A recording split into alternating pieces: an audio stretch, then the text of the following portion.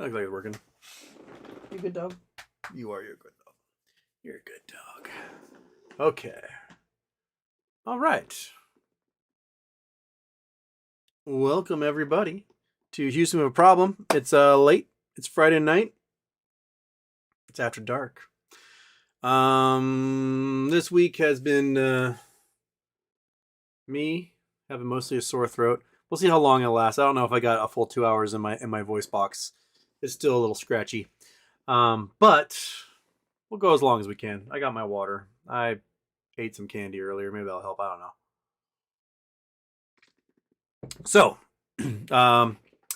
yesterday, FINRA finally decided to delete MMTLP, but they did it by backdating it to December 13th, effectively falsifying evidence. Rose is well aware. She said she was telling me she'll probably bring it up, but she can't file anything until she gets a ruling from the judge on the current motions before him. So we're gonna have to wait and see what the judge says about that. And if he rules against her, then it's probably to the appellate court, where this will have to be seen by a panel. And if the panel says, you know what, you can be sued, then it goes back down. The judge goes, all right, they can be sued, so we progress, and it goes through there. So that's what we're sitting on. That's what we are sitting on. Okay. Ooh. Okay. All right. We got a couple of super chats and things here. Kevin is a monkey butt admirer. See that monkey? And she runs away immediately.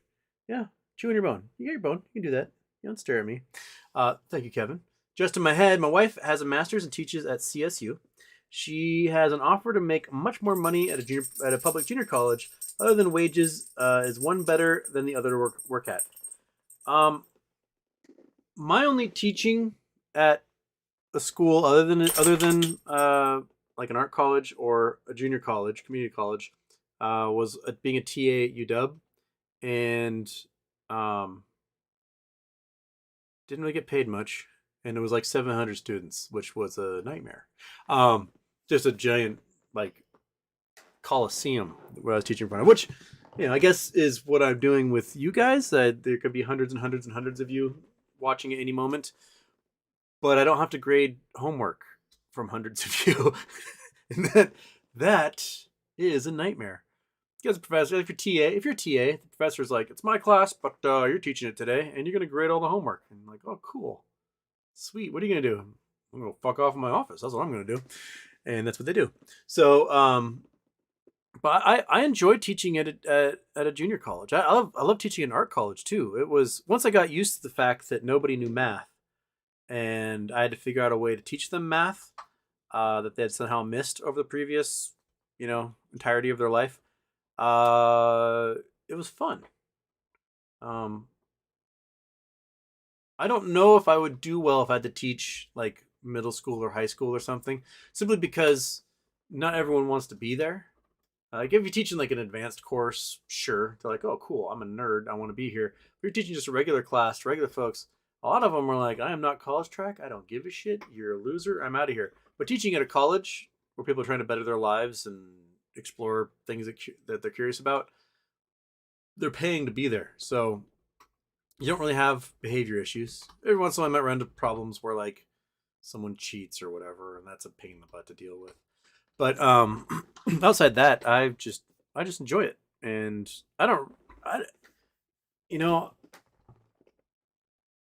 teaching for the fancy schools can get you fancy things. You might have like an actual clubhouse for the faculty and TAs and all sorts of stuff to deal with. At community college, you don't really have that support network. There's the first scratchy throat of the evening so far. And so, as long as your class size is fairly small, I'm talking like 30 or under, then it starts to be, it can remain manageable. But if you get, put in a class where there's hundreds of students and you have no support, no TAs, nothing, then they're gonna make them pay. But I've loved teaching at community college level so far. It's cool people. I mean, I bounced around at community colleges. It's always interesting to see, like, just because someone's at a fancy school and they're on that 4-year track to graduate doesn't mean they're smarter than anybody else. It just means that, they may have had more luck in their life, right? And the gumption and go-gettedness of a lot of the students that are at the junior college level is admirable. And like the backgrounds they've come from and what they've overcome to get there. And then they move on, do the last 2 years at one of the fancy schools. And they get the same degree as everybody else. I don't know. There's a certain like gumption in the students that I appreciate a lot. And there's we like the underdogs, right? They're underdogs and they're rad. And boom.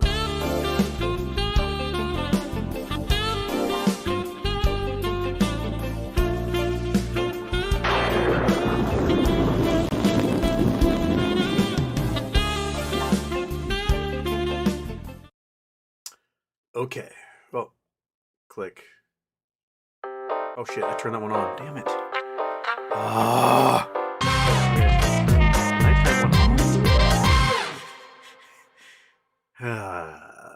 Good job, Houston. Good job. Rather than turning the nighttime one off, I turned the daytime one on. Oh well. Welcome to After Dark / whatever the hell we're doing here. Okay. Now we cleared our palate. Let's see what you're talking about. What is going on in your minds right now? Ian Stewart's here. Jason Blackwell's here. Iggy. Michael Mystery.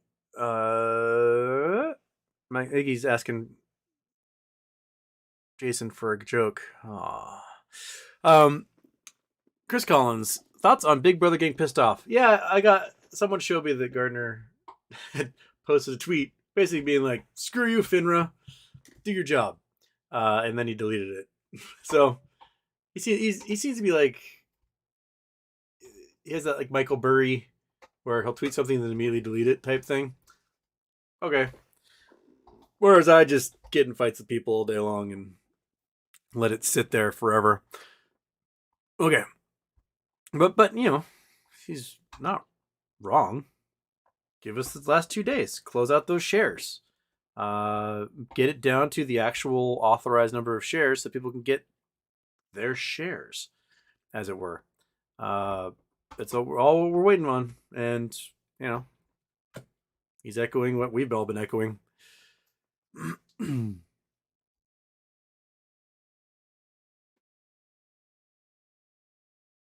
Chris Collins 2, people's weird tax statements. Yeah, so they're supposed to have all the tax statements ready by February 15th. I got a notice from Fidelity saying that mine was going to be ready till sometime in March, like March 15th or something. But cool. Didn't want to have to not do my taxes for 2 months because you guys can't get your shit together.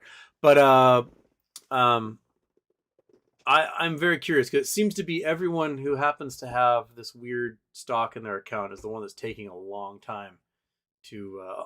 the accounts that I did not have NextBridge in, I got my statements already. So I don't know what it is they're trying to do with regards to that. Not a clue.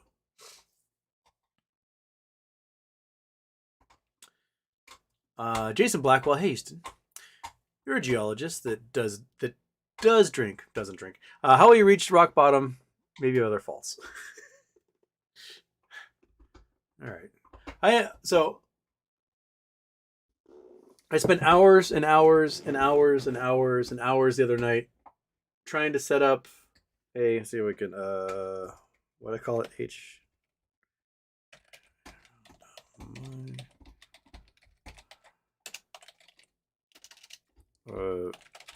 trying to make a shop, and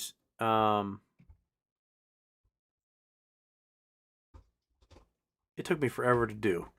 So we got all of one item, a Be Stronger Than Your Lizard Brain t-shirt. Mario says he's going to design better ones.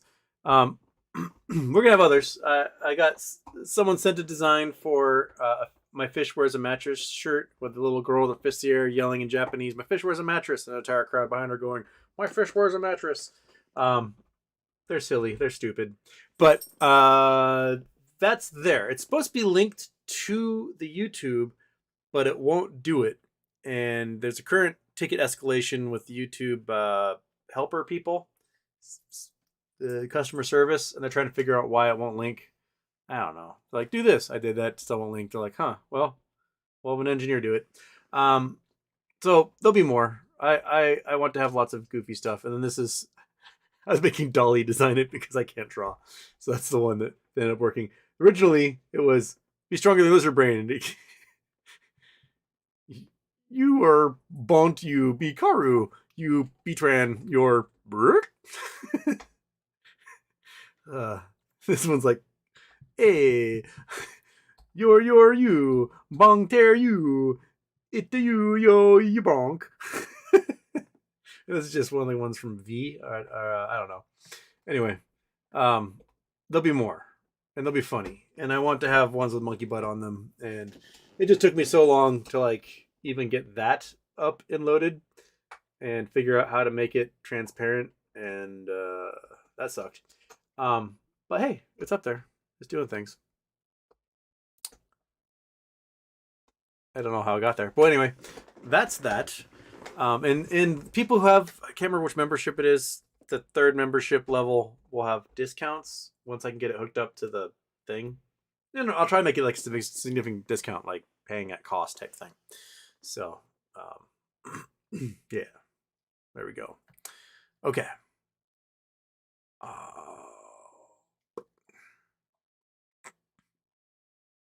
PW brand. Houston doesn't respect people's sleep schedules. I do not. Because, well, I mean, first of all, it's not just Americans in here. We got a bunch of Aussies, got people from New Zealand, people from Singapore, India, Japan, folks from Europe who are like just, you know, the early birds on Saturday. They're like, oh man. And they're like getting coffee and jumping in here. But, so also just couldn't get around to it till later. So there we go. And I'm a night owl. There we are. All right.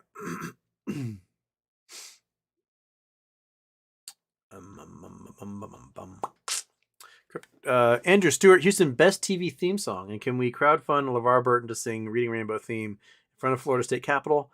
Book banning prick. I bet LeVar would do it for free. Best TV theme song? I mean, A-Team, Magnum PI. Which one? I don't know which one's better. They're both like tops. I can't even think of anything else that even qualifies, even gets to the same level as the A-Team or Magnum PI. No, I can't. I mean, there's other ones that are good, like Star Trek is good, but it doesn't have that same panache, that same zazz, that same holy fucking shit, I'm ready to watch this thing, as A-Team or Magnum PI do. Yep. Knight Rider's good. But A-Team, Magnum PI, Knight Rider is like just the thinnest wafer below that. Nighthawk was pretty good. Aqua Teen Hunger Force is probably up there. Number one in the hood, G. Airwolf is also a good one. Yes. Yeah. Who else up there? Miami Vice is okay. Of the Miami Vice soundtrack, Crockett's theme is the best song of all those.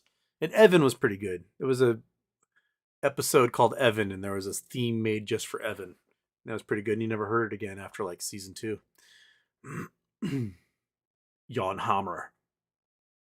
Ideas Matter 7707. Hey Houston.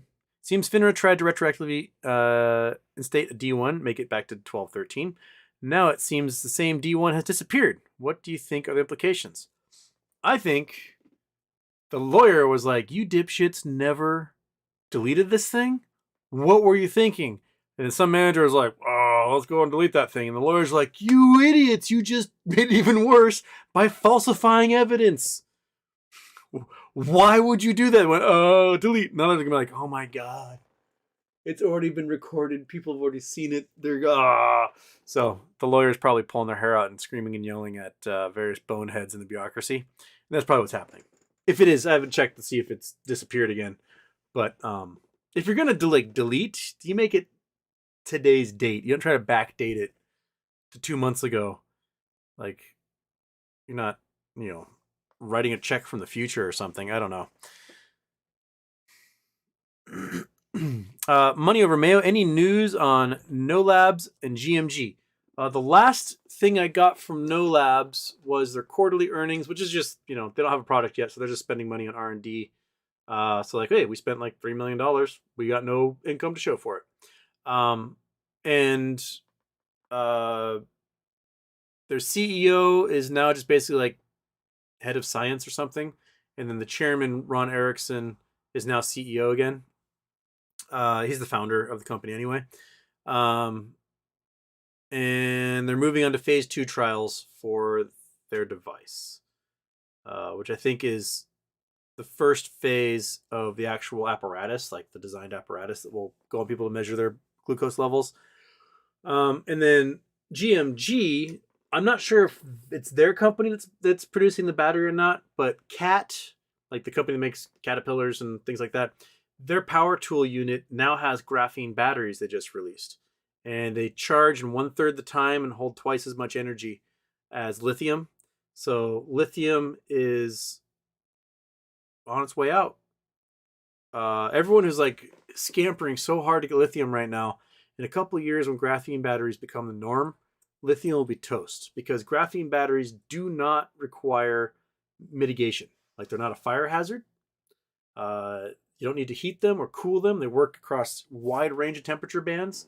So if you were like in Chicago in the winter and you've got a Nissan Leaf, your car has 15 miles of range because of how cold it is outside. With the nickel metal hydride ones or with lithium batteries, you rip those batteries out. You put in graphene battery cells. You can drive 300 miles on one charge, and the whole car will charge up in 45 minutes. So, and that's first generation graphene batteries. The aluminum ion batteries GMG is working on, looking at 10, 12 times the energy storage, charging to full in 2 minutes, and you'd get, 3,000 miles out of a charge. It's gonna be pretty awesome. I mean, can you imagine hopping into a car in like Boston, getting on I-90, driving across the entire United States to where I-90 ends in Seattle, and still have like 500 miles of range on your car without ever having to charge it the entire way? That is going to be the future, my friends. It's awesome.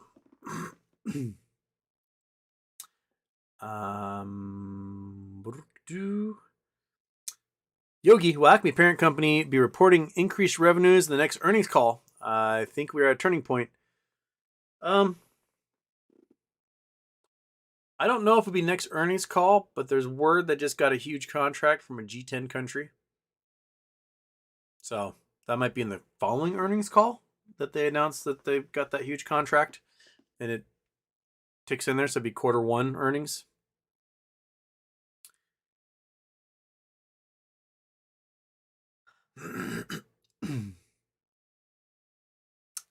Mudkip, you never thought about going on Jeopardy? I've taken the Jeopardy test a couple of times.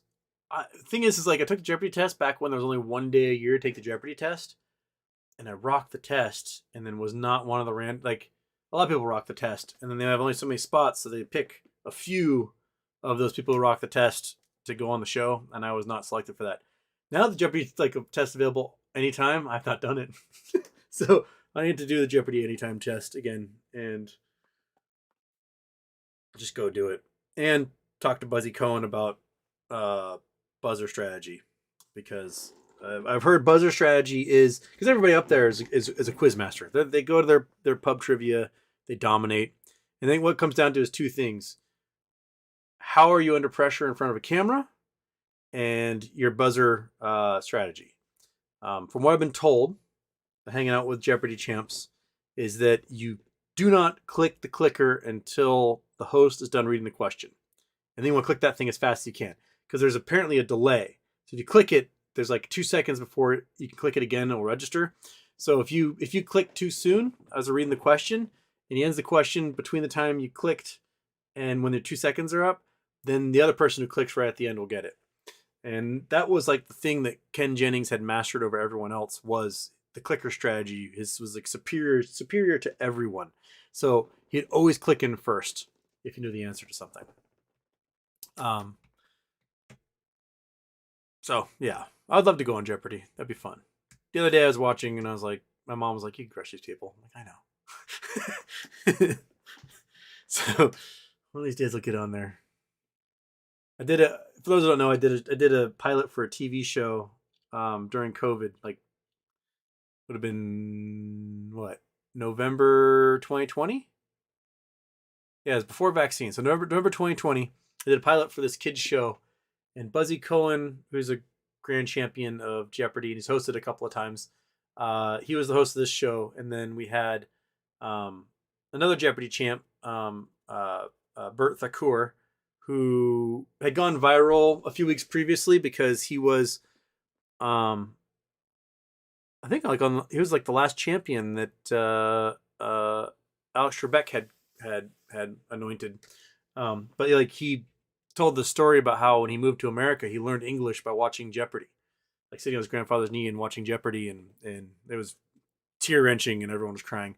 And then one of the other people on the show was Erin McDonald, who's the science advisor to Star Treks. So like, she's also astrophysicist, PhD astrophysicist. So like, the green room for this little kids TV show was like the greatest.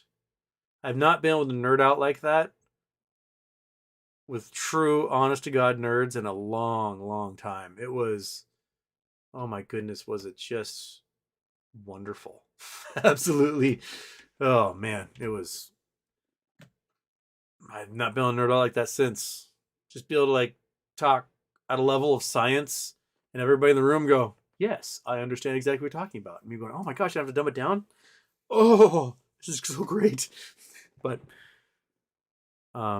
they picked up the show. I got called about filming this past spring, and then they didn't do any geology or astronomy shows. Then they're like, "Oh, maybe in the fall." And then I never got a call in the fall. So who knows? Maybe I'm off the list. I don't know. But I'd love to go back on. It was a fun show to do.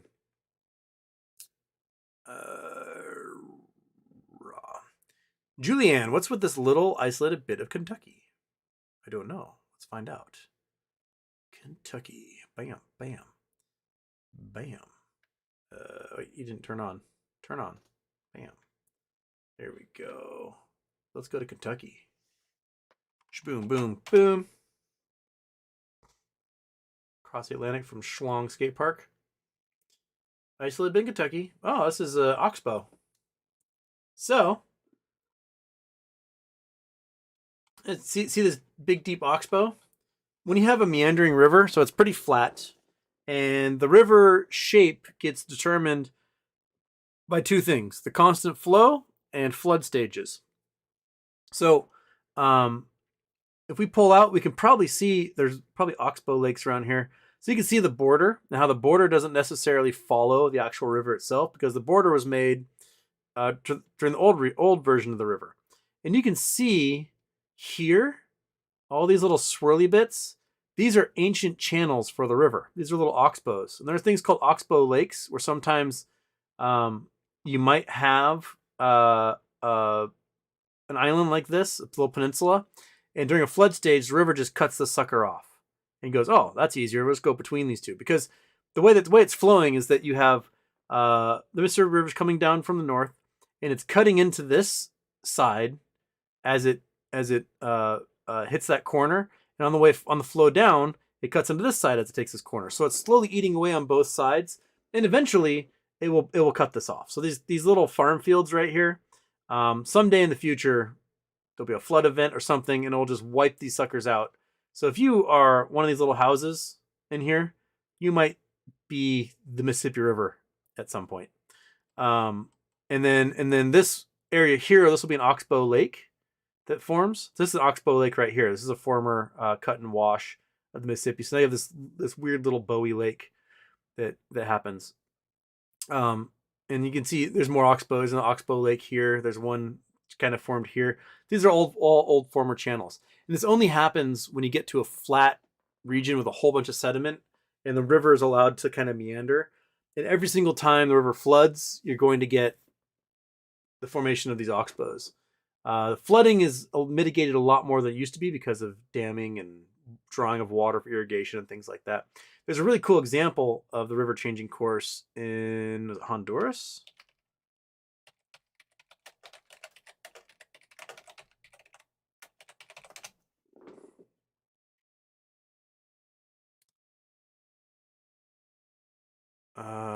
Nope, not that one. Honduras or was El Salvador? Shoot. Yeah. So here we go. Turn off Google. There we go. So this bridge, this was like a $300 million bridge to span this river. And then a hurricane came in, dumped a whole bunch of water and changed the entire channel of the river. So now this bridge just sits there alone, not over the river. Oops. That stuff can happen if you don't have like big civil engineering projects to sort of like force the river into certain channels. But yeah, it gets left behind. So this was before the hurricane. This was after the hurricane. Kind of hilarious. Like, oops. Yeah. So, haha. Chris Collins, have you ever tried mudlarking? There's a whole series of videos about the River Thames. They find weird shit like syringes for injecting mercury up the urethra to stop syphilis. What? Isn't that what Blackbeard did? He like injects himself full of syphilis, which is great because you're already going crazy because the syphilis is eating away at your brain. But like then you destroy a nervous system by injecting mercury into your penis, and so you just go crazy twice as fast. And it's all because of old wives' tale, like, oh no, just inject some mercury, it'll be fine. And like, not a single person in history was ever fine from injecting mercury. But no, I've never gone mudlarking looking for things in the Thames. I've gone out during King's Tides here in Washington. There's a couple of spots where there was like pier amusement parks back in the day that all kind of shut down in the 1920s or 30s. And during King's Tides, you can go out and find weird stuff, old coins and stuff that fell out people's pockets through the slats in the pier. I've gone out there and looked for things that way.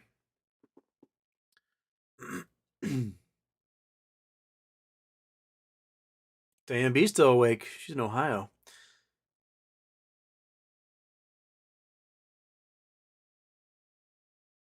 Chris Collins, closest I've got to is my granddad being a dick shooting ducks on the Thames marshes and found a vertebrae of a dinosaur.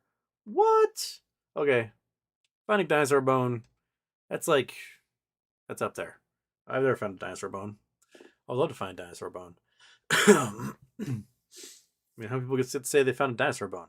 Not too many.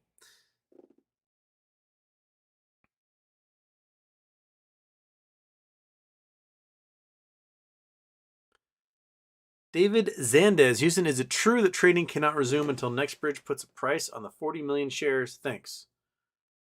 I don't know. I mean, there might be a rule out there that says that. Because if you don't know, NextBridge had filed an S1 to sell 40 million shares to an accredited, chosen investor because they need to raise money to continue drilling. And they have to pay back the short-term loan they got from McCabe. I mean, I'd just sell one share at $1 gajillion. Just pool some money together, sell one like $20,000 and be like, that's the price. And just watch it go nuts. Just sell one. That's all I have to do. And then once all cleared out, then you can be like, okay, new price. We're going to do an offering at $40. There you go. And go from there.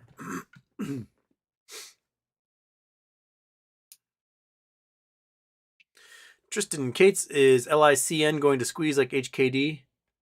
I have no idea. LICN had kind of a disappointing first couple of days. And well, they IPO'd ahead of schedule. Like they said, oh, it's going to be at this time. It was supposed to happen like in August, and then they postponed it. But it's not doing crap right now. I mean, it got up to 474 on the 13th, and it's been ever since then. I don't know if it's like HKD. If they delivered the shares that they're supposed to deliver, then it won't. It won't pop. The whole point about HKD was, I forget how many shares it was 5 or 15 million shares is what they were IPOing with, and they never delivered the shares to their underwriters.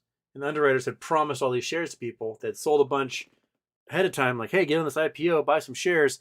And then the company the issuer never issued shares.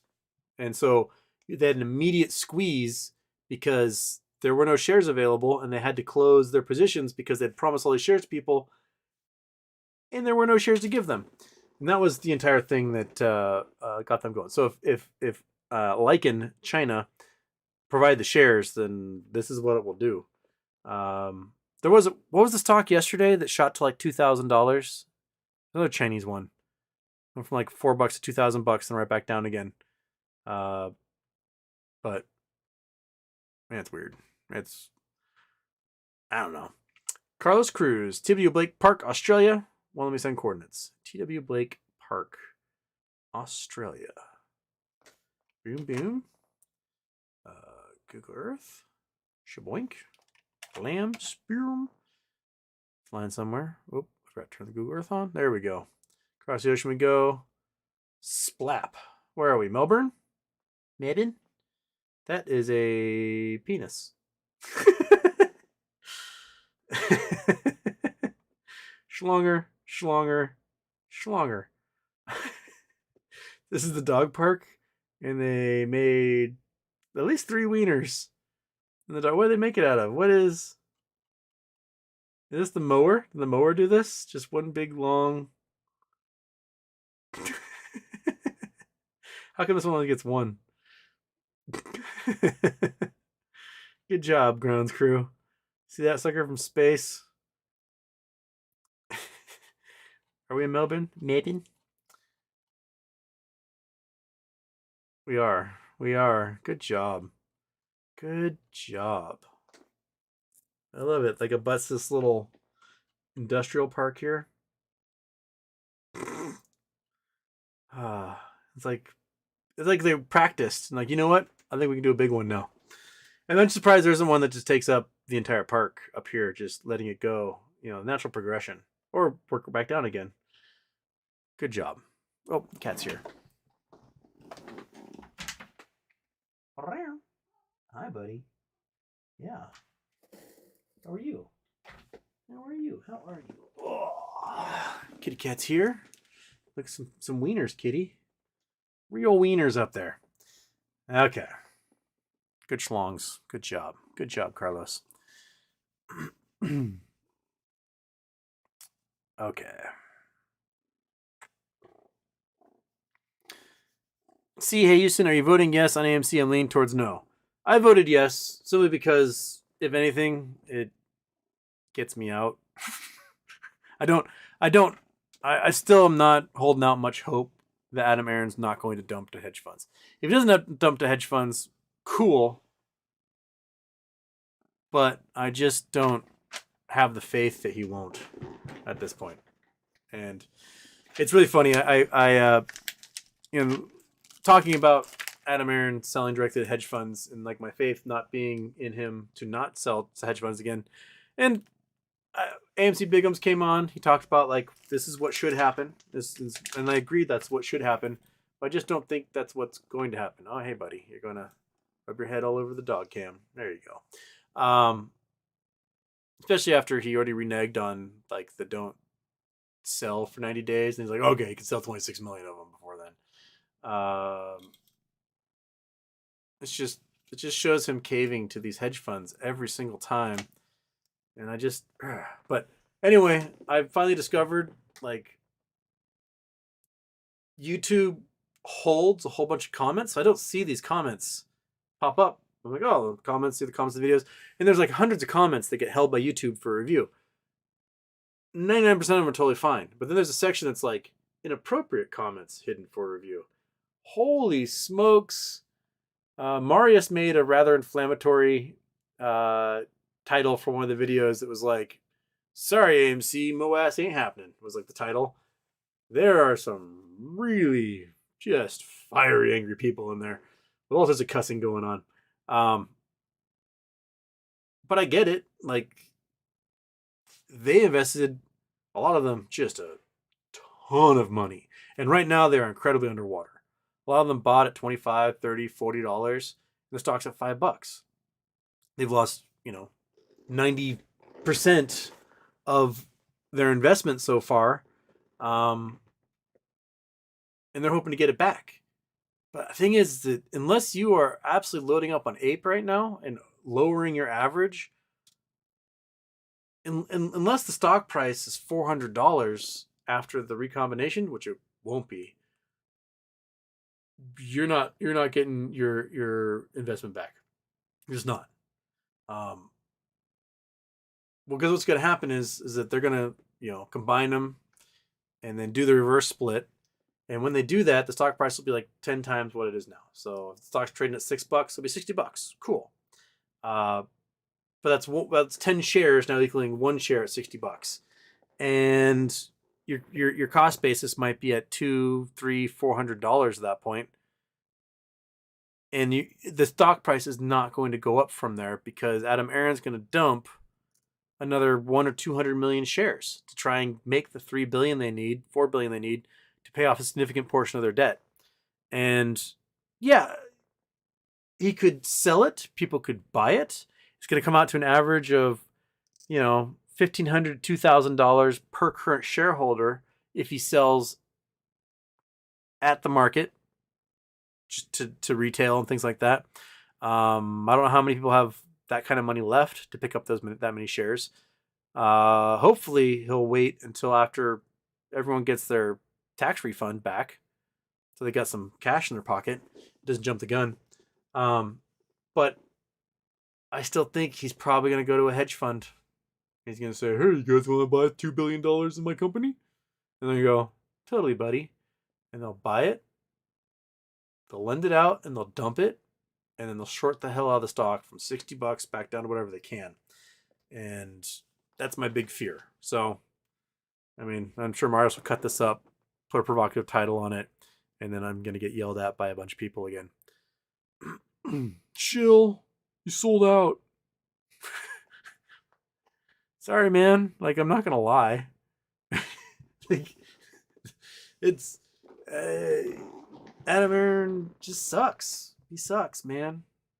He really is just a disappointing dude. And he's just not doing what he should be doing. Or just say, he's kind of doing what he should be doing, but not doing it in the right way. There's like a path and a journey that needs to be taken to clear this debt. And he's been like tripping over his dick the entire time to get there. He could have had the $3 billion he needed just selling 300 million ape at $6 to $10. Done, right? Instead, it's selling at 58 cents, 66 cents. And then Terra just makes a fortune off of it, sells at $3, and they're like, we're out. Sigh. That's what I have to say. Davey S. Thank you. Thank you, Davey S. Looks like cowboy hat. I can't see it. It's so tiny. I thought I was looking at Michael Knight from Knight Rider right there.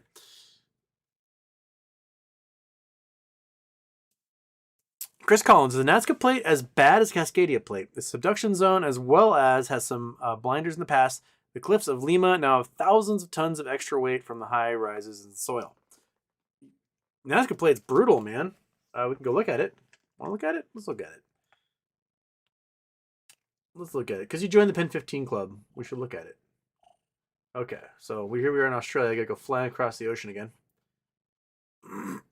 Okay, so most of the Pacific Ocean is the Pacific Plate. We got a couple other plates, Oceania here. We got some other plates. The Juan de Fuca plate is the little tiny micro plate that slams into northwest here. And we have the Nazca plate, which is basically this giant piece. Well, most specific plate is breaking here. I think this is Nazca plate, isn't it? This guy here, where like Galapagos and crap. Well, Lima, Peru's here. I think Nazca is this guy. Let me look it up real quick because Nazca plate. No, Nazca plate's the big one off of South America. Okay, I was wrong. So the spreading ridge goes down here. So Nazca, yeah, here's spreading ridge here. So Nazca plate is this giant guy here that's going underneath South America. And this is the subduction zone. And your subduction zone is bigger than what is happening in the northwest. You have a giant trench here. It goes down, how deep is it here? 18,000 feet deep and in a span of only a few miles. So, so it's a big sucker, which is why, Chile has had some giant 8-point somethings and 9-point somethings since the 1960s, at least, that are horrendous and cause tsunamis and all sorts of other stuff. The same potential exists all the way up the coast, all the way up to Ecuador, and into Costa Rica and Panama and stuff. The deeper the trench is here, the more violent, the more energy that's being pushed into subducting that plate, and that's why the volcanoes are more stupendous as you head south and more numerous. But this whole section of land is really unsteady. I have not been here personally, but I've seen pictures. And the land itself can be very steep heading into the ocean. Lots of big hillsides and coastal mountain ranges and big drop. So we're at this coastal range here. The foothills can anywhere be from 3 to 10,000 feet, and even get really close to water, you're still at a couple thousand feet, 2,000, 1,300. And so it can be really steep down to the water here, which, if there's a really, really, really, really big quake, again, really nice beach here, Playa Las Zoras. And coming up from there, yeah. So this beach, how many feet is that? You got this beautiful beach here. Oh, let me put this in.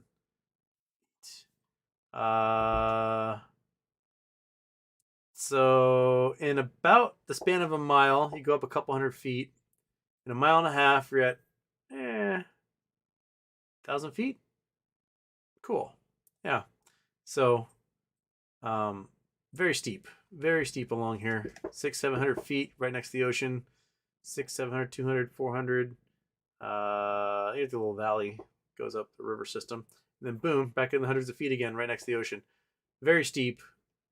Lots of stuff that can slide. Get a big enough jiggle.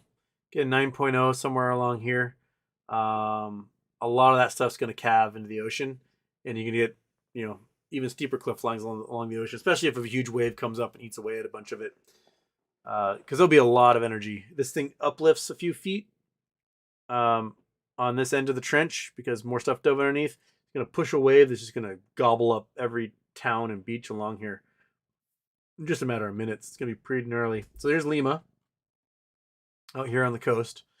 And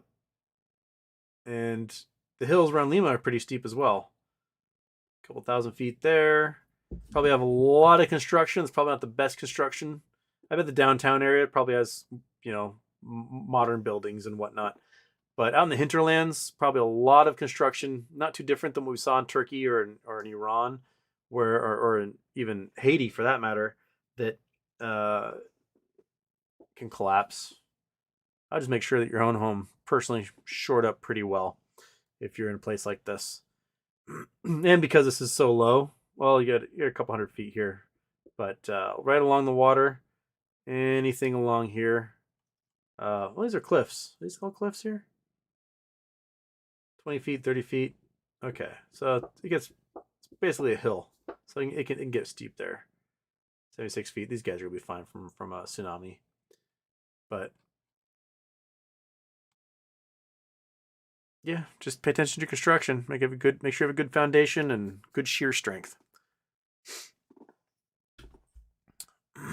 Big Mac 8000 Houston. If you lived within 50 miles of train spill in East Palestine, what kind of creative ideas would you have about protecting from potential contaminants like benzene, smog, and rain?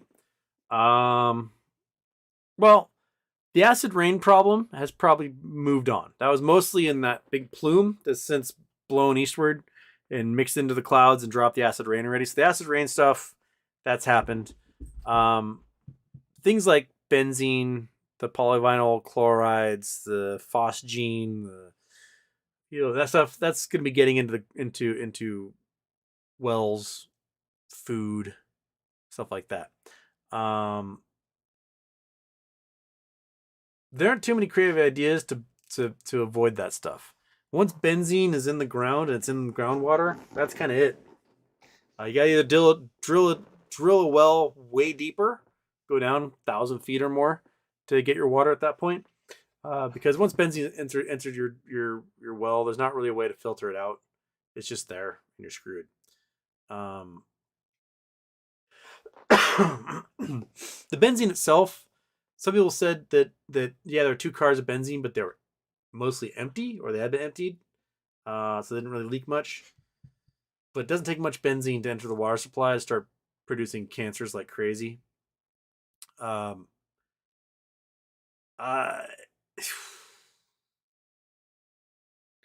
don't know. I'd measure the particulates. If you're close to Palestine, in within a few miles of that train wreck, move. I know you might not have the money to do it, but I'd just GTFO, man.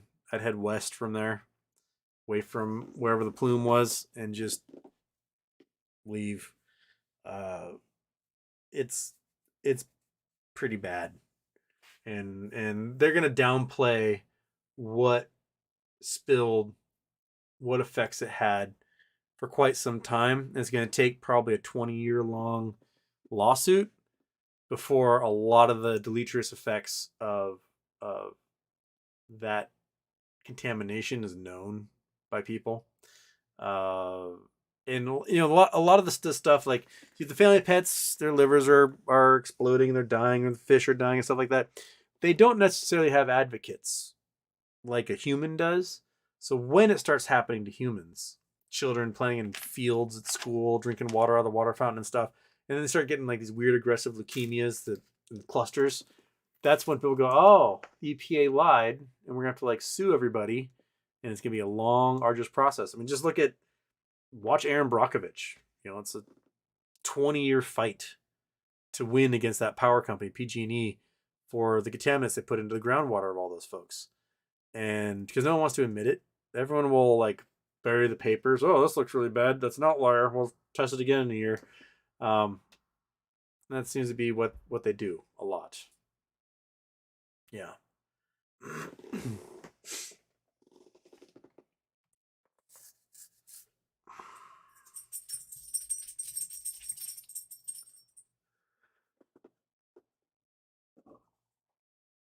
Chance Wayne, what do you make of the risks heading in the Next Bridge prospectus, where they mention their inexperience drilling for oil, lack of funds, lack of buyers, etc.? All sounds concerning. They're required to put that stuff in there. If you read any prospectus of any company, the risks section basically is like, let's think of anything that can go wrong, because they want to like Murphy's Law proof their prospectus. So they will list every solitary concerning thing that they have because they're required to by law. If they can think of it, they have to put it in there. Mention it as a risk. It's like every single time they do a prospectus, they talk about, hey, we aren't producing oil. We need to drill to maintain these leases. We got to come up with cash to pay for it all. So we got to find it from somewhere. And that's in every prospectus they've had. If they can't get the cash together, then they can't drill the holes. If they can't drill the holes, then they lose the oil leases. So, but they got the cash. They did a deal with McCabe. McCabe gave them like $20 million, and they're drilling. So they're going to meet their drilling requirements, and they're going to be able to keep their leases. And then, they got to pay McCabe back by sometime in June, and they got to come up with the next round of money to drill holes, which is I think they're looking at that selling those 40 million shares. That they sell those 40 million shares to somebody in the next few months, then they pay McCabe back, and they got money for the next year to do drilling. And in that time, you know, they can do more proof of their reserves. They can either look for a co-investor to Exxon or someone to jump into that oil field, or they can sell it in its entirety. Be like, hey, we don't have the ability to put this infrastructure in here, but if you want to give us a significant chunk of change, you can have this oil field. And that's probably what they're hoping for. I mean, there's a couple oil companies in the area that have similar sized chunks of land, and they're producing because they got the infrastructure, they got the oil tanks and the pipelines and everything, and they're producing and shipping oil. And the companies are worth $50 billion. We have just as much oil. We just don't have any of the infrastructure yet to do anything about it. So a lot of the oil is in shale, and so I don't know if you guys know much about it. So the shale is sediment that gets laid down in like bogs and riverbeds and whatnot, and trapped inside of that are microorganisms, plant detritus and things, and when that mudstone gets baked into shale, that mudstone clay gets baked into shale, tiny little pockets of methane, natural gas, and oil are trapped in the matrix of the rock, which is where fracking comes in. So when you're testing these holes, oftentimes you're doing a core sample. So you're drilling like a core, 3-inch core or whatever, goes down, takes out a chunk of rock, and they smash that rock up and measure the amount of hydrocarbons inside the rock. They go, oh, okay, in this 1 foot section of rock, we have this much hydrocarbons. We know this rock layer is this thick and it spans this region. We can calculate that there's 3 billion barrels of oil and 6 trillion cubic feet of natural gas because we have these rock samples showing that. And so then when it comes time to extract the oil is when you do the fracking, which is you create this high pressure hydraulic fluid basically, and you push it into the rock and you burst the rock into a gajillion pieces, and it releases all the oil and all the gas, and then you can suck it out of the ground. This is technology. We've heard about fracking, all this stuff, but this technology, it's only started being used in the last 20 years. Before that, we didn't know how to get this stuff out of these things, and we didn't. And so it opened up probably 1 trillion barrels of oil across the United States. I think in the shales in Colorado alone, they measured there's like 1 trillion barrels of oil. So if we really wanted to, like, frack the hell out of this entire country, we could extrude so much oil.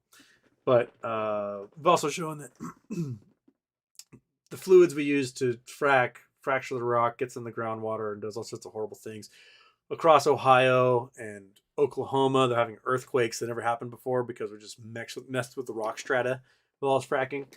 But this is what they'll do in Texas. This is how they'll get it out, because that's what they do in Texas, is they suck oil out of the ground.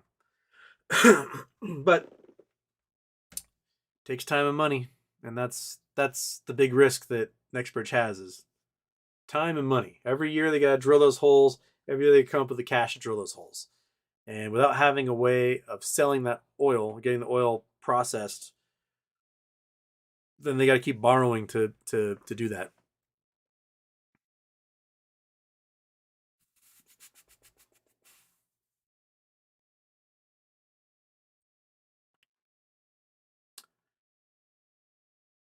Bill Coyne here made it for the beginning of the show. That's good.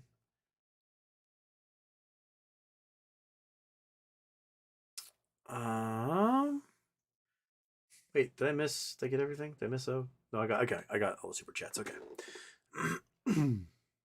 All right, where are we?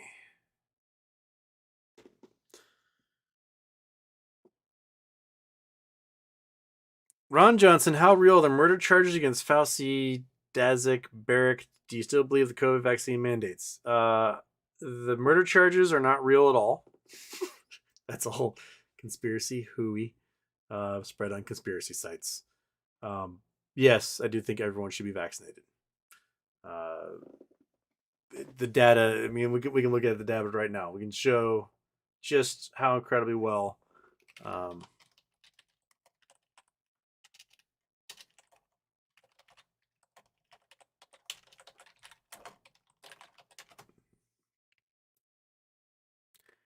Okay. Come on. I'm gonna leave the Google Earth. Okay. You can see here. This is the weekly unvaccinated versus vaccinated with bivalent booster death rates. The entire time, the unvaccinated die at a higher rate than the vaccinated the whole time.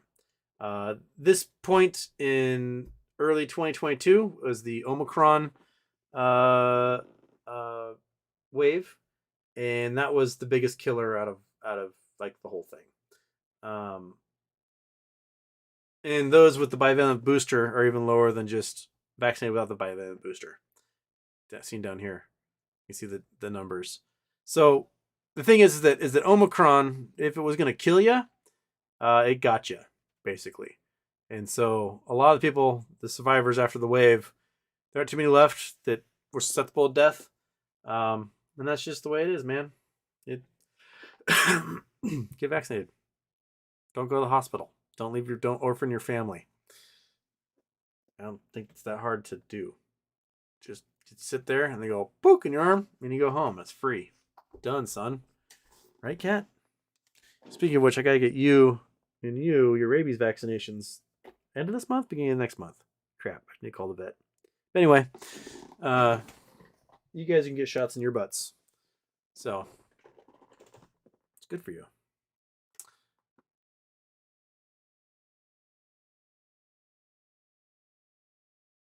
Chris Collins, I think Rosa was happy with Judge Hinkle looking at his previous judgments.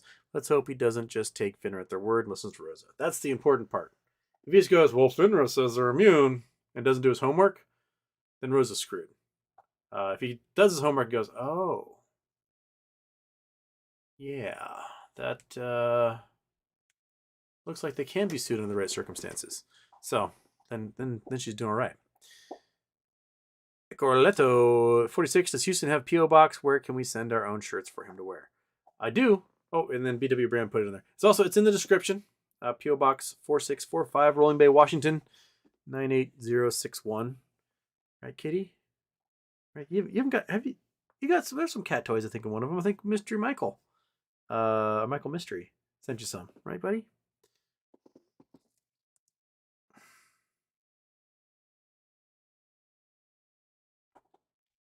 And to Stuart Houston, is Nolan Orendo to St. Louis the best trade ever? I haven't seen what entailed in that trade. Arenado. What is okay? Cardinals fleece Rockies and deal for star third baseman. I didn't read anything about this. Sorry, National League. I just don't pay as much attention to the National League. All right, Cardinals and Rockies finalize a trade that sends 5-time All-Star third baseman Nolan Arenado to St. Louis. The deal is the culmination of a year-long rumor cycle involving Arenado, who has lost faith in Rockies general manager Jeff Bridich, as well as Bridich vision of the organization. Disillusioned Arenado has become with the Rockies. For his disillusion as Arenado become Rockies, he should receive a hero's welcome St. Louis. Cardinals came up short in the pursuit of Francisco Lindor. All right, who's in the trade? So Rockies trade Arenado, approximately $51 million. Cardinals trade Austin Gomer, infielder Mateo Gil, and infielder Montero, and pitcher Tom Lacey, and Jake Somers.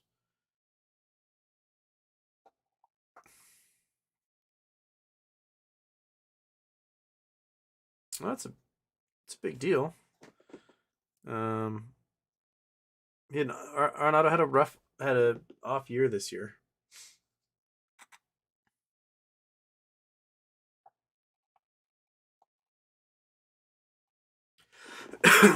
And he's reaching his peak age right now too.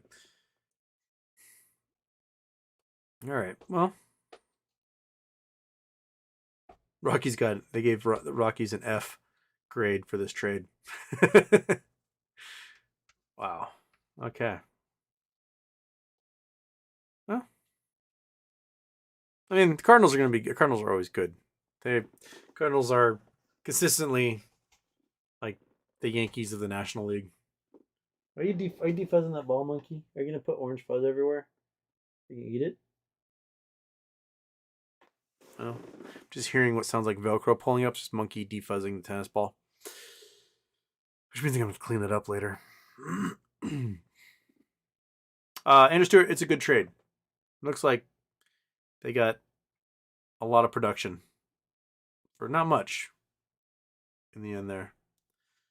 And, you know, probably the next Scott Rowland for them, who just went to the Hall of Fame.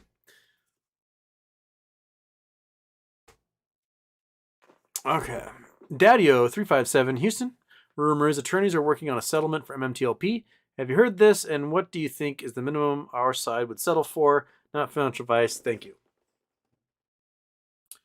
I mean, different people will settle for different things. If it's, you know, if it's the whales have 61 million shares between them. $100, that's $6 billion. So they make about $100, got $6 billion. And the small time people, us, thousands of dollars a share.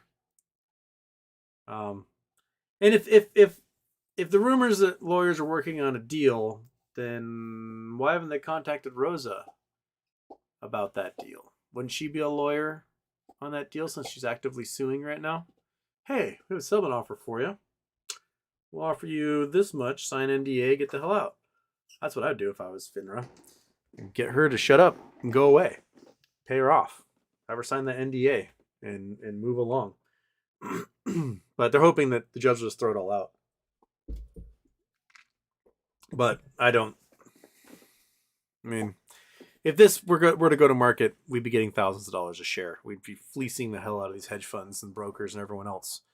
And so if it's not in the hundreds or thousands, then who's going to agree to it? Not many.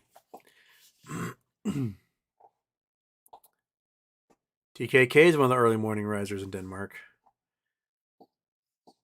Houston, can you talk about the new Madrid fault zone? I know it's overdue as well. Happy Thanksgiving. Happy birthday. Talking about New Madrid. We talked about it a couple of times here. Okay, now we got to leave this area.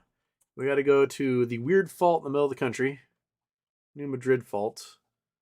Which is alongside the Mississippi River. In this area. Let's see if we can just do New Madrid fault. Fault line, New Madrid Township. Here we go. Take me there. There it is. Right down near that little hooky-doo in Missouri. The New Madrid fault, somewhere in here. It's been run over with tractors so many times that you can't actually see it. Not like you can, like in Turkey, you can see the actual fault line. You also see that there's a whole bunch of oxbows here. It's an old oxbow from the river right there. So we talked about oxbow. Oh, you guys can't see anything because I don't have the map up. Nope. There we go. All right. Sorry. Zoom back out so you can see where we are. And, oh.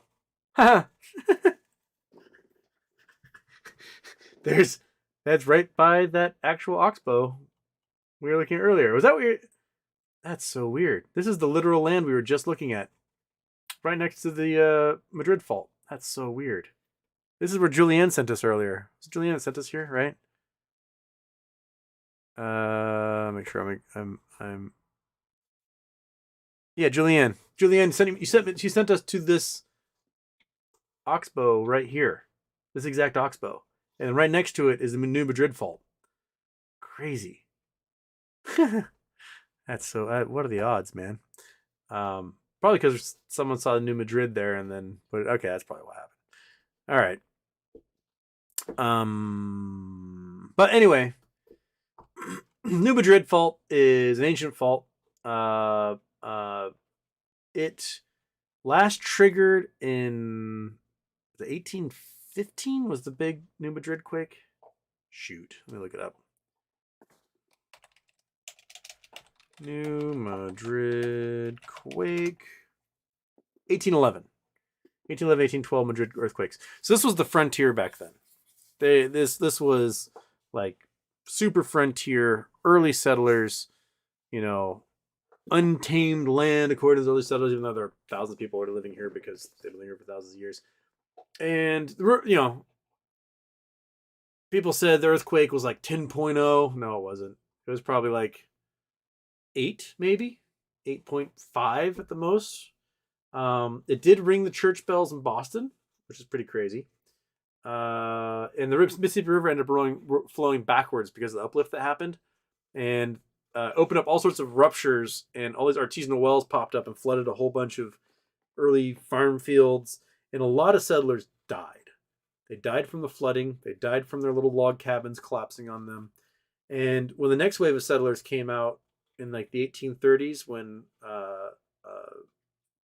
and into the Civil War, as people moved west for the gold rush, they found abandoned communities because all the farmers died in the earthquake from flooding and from their buildings collapsing. And they're like, oh, that's weird.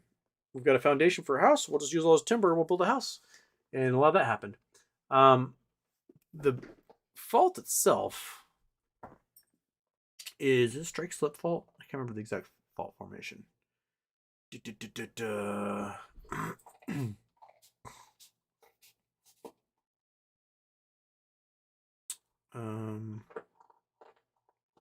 Yeah, so December 16th, 1811, it had anywhere from a 7.2 to an 8.2. December 16th, 1811, the aftershock was about 7.4 in around the same area. And then a couple weeks later, January 23rd, 1812, another 7 to 8.0 hit. Pretty close to that area. And then in February 7th, a third one that was between a 7 and 8.6 hit. So basically, these guys got 4 earthquakes of 7.5 to 8.5, one after another, every couple of weeks. That would be enough to be like, fuck this place. I'm leaving. So, peace. And many aftershocks, including 1 magnitude 7, and another aftershock on 12. So they had 6 earthquakes, 7 or above, between December 16th and February 7th. Dang. Holy cow. John Bradbury, a fellow of the Linnean Society, was on the Mississippi the night of December 15th, 1811, describes the tremors in great deal. After supper, we went to sleep as usual. About 10 o'clock in the night, I was awakened by the most tremendous noise, accompanied by an agitation of the boat so violent that it appeared danger of upsetting. I could distinctly see the river as agitated by storm, and although the noise was inconceivably loud and terrific, I could distinctly hear the crash of fallen trees, the screaming of the wild fowl on the river, but found that the boat was still safe at her moorings. By the time we could get to our fire, which was on a large flag on the stem of the boat, the shock had ceased, but immediately the perpendicular banks both above and below us began to fall into the river in such vast masses as to nearly sink our boat by the swell they occasioned. At daylight, we had counted 27 shocks. So basically, it just kept moving all night long.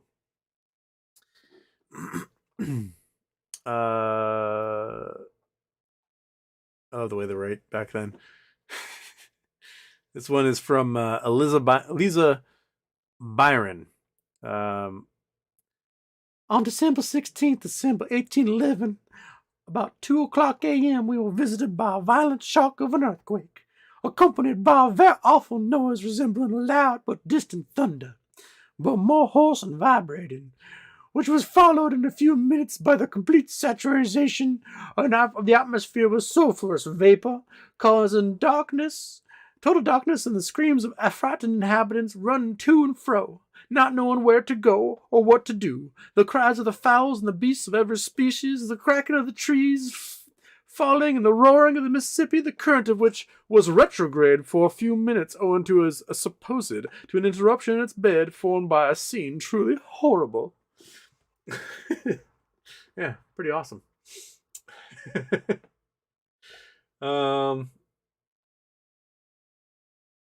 Yeah, so geological setting. What type of fault are you? You are a real foot rift. Okay. All right. So this is a real foot rift is the result of spreading. So if we can look at the map. Go back. Okay, so actually this looks, that might be a channel there. I thought that might be fault. If you look at the United States, right? You've got a big continent that's moving to the west. So the spreading ridge is happening way out yonder in the middle of the ocean. This conveyor belt of magma that comes up and it just moves at a few inches a year. It's moving the entire continent west about 3 inches a year. There was a period, and it may have coincided with when India slapped into Asia, went shpong, 42, 43 million years ago, that forced the Pacific to kind of push under North America at a faster rate. And so we had a bunch of weird volcanism that happened. A bunch of volcanoes in Nevada, in Arizona, weird volcanism happening out in the Mojave Desert. So basically the Pacific Plate was pushing underneath California at the time. Now the Pacific Plate is sliding next to it, so we don't have all those volcanoes turned off. We had a whole bunch of volcanism all through the Mojave Desert and Sonoran Desert that we don't have anymore. Now, if the rates at which North America is being pushed have some changes involved, meaning the rift zone on one side is spreading faster than the Pacific Plate is diving underneath, or vice versa, you can sort of get the stretching of the North American plate.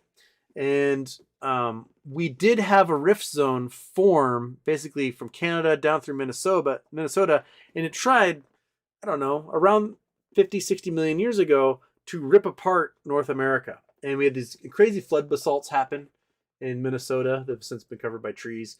And this rift, this pulling apart of that land, causes the land that's there to kind of slump in. It happens all the time out here in the Basin and Range in Nevada. I may have to draw a picture to be able to show what this one is like. One sec. I have to go to there. New. That's what I want. Okay. We're gonna do picture drawing. So turn you off. Chrome's off. Paint is on. Okay. So if we're looking at brushes, there. Bam. Make it nice and thick. Okay. So if we're looking at, like, the land's kind of got some hurtly burblies and little hills and whatnot. If the land starts spreading apart, right, and it starts to like move apart because it's getting basically tugged on one side, or if the land's all moving but one side's moving faster than the other, it'll kind of fracture apart. And what happens is that there are chunks that will fall into the spaces that form from these fault zones that happen. And so you'll get sort of, if you imagine these are all a bunch of blocks that are standing upright, right? And these blocks are all standing upright, and it starts to spread apart, you will get chunks that kind of fall and tilt. So in Nevada, it starts spreading apart, and you get these little gaps between these different blocks, and the blocks sort of end up falling on their side, doing this all across Nevada. And so what you have is you've got your basin and your range. And you can look at the mountains themselves in Nevada, and you'll see, like, one side, it kind of looks like homogeneous rock on one side because this was the floor at one time. And then on the other side, you have always these layers of rock. And it's kind of a long sloping side and a steep side across this entire state. So here, if you look at the rocks closely, you'll end up seeing layers. Can we see some of them here? Yeah, I can see some of them here. Not the best resolution, but you have different layers of rock, different colors, because the block end up slumping and tilting to the side. And then on the other side, the rock ends up being fairly homogeneous over here. There's some good layers right there. Oh, sorry. There's the layers at the top. Here's some good ones. It's like basalt right there. And you'll have kind of a homogeneous layer, and then whatever. With the new Madrid fault, if we go back, oh, you guys can't see. I did not put the Google Earth back on. Damn it, I forgot to do that. Okay, sorry. So here we're in Nevada. We're in Nevada. Got basin and range, and these blocks tilt and fall, and you can see the cliff line here on this easterly edge. This is sort of this peak, and then that's the top of it is this whole side, and the side where you get the layers is all the stuff on the back here. It's more gradual slope from the west as these guys, the layers of rock are, and then a steep side on what was the ground that got tilted and knocked in. And go back to the paint here. So with New Madrid fault is the land split apart, but it's just one zone, and the land rifted apart, and the land itself looks kind of level, but the blocks of rock sort of fell down and got filled by like river water and stuff. So the blocks just do this weird thing like this, and then everything else is regular land. And so the fault zone in New Madrid, this is all like rich soil that's been dumped by the river in here. So the land looks like it's flat across, but then if you dig down deep, you can find these blocks of rock. So as this thing spreads apart, more blocks will fall in. So this block will fall in eventually, and this block will fall in, and this block will fall in. And then you'd get a flood from the river, and it'd fill it with sediment again. And so this rift zone, we're looking like up the rift zone.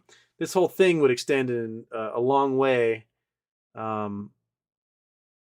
underneath the ground. Gotta go all the way back to the New Madrid fault. Gotta zoom out.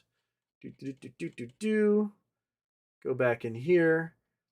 So the rift zone is probably a pretty large section of this entire valley here, where what are you doing? What do you think you're doing?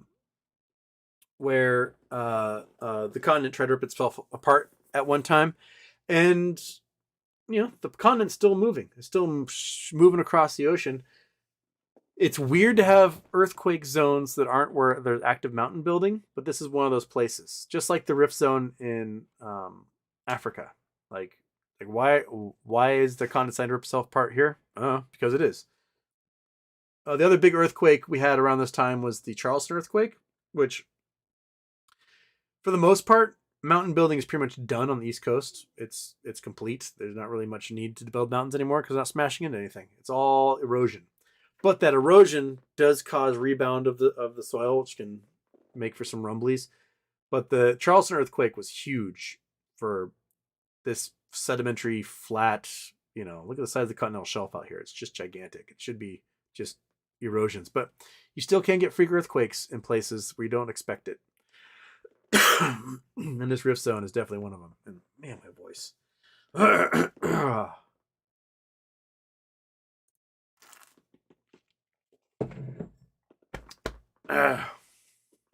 BW brand SLND went from $8 to $2,000 yesterday. That's the one. Thank you. Yeah, weird stuff going on, and I don't know if it was a fluke or if that's the price that thing did, but man, $2,000 is just bonkers, just absolutely bonkers. Okay, did that work for you? Talking about New Madrid fault? Hope it did. Who was asking that one? I forgot already. Where was I? Stephen Lewis. There you go, Stephen Lewis. Does that help? I talked a lot about different types of faults in there, but hopefully you got the idea. And it's great that both those spots are next to each other. That cool oxbow that's forming and the New Madrid fault.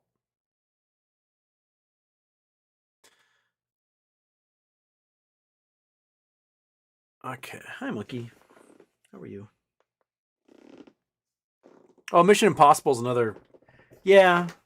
Okay. Magnum PI, A-Team, Mission Impossible, Peter Gunn.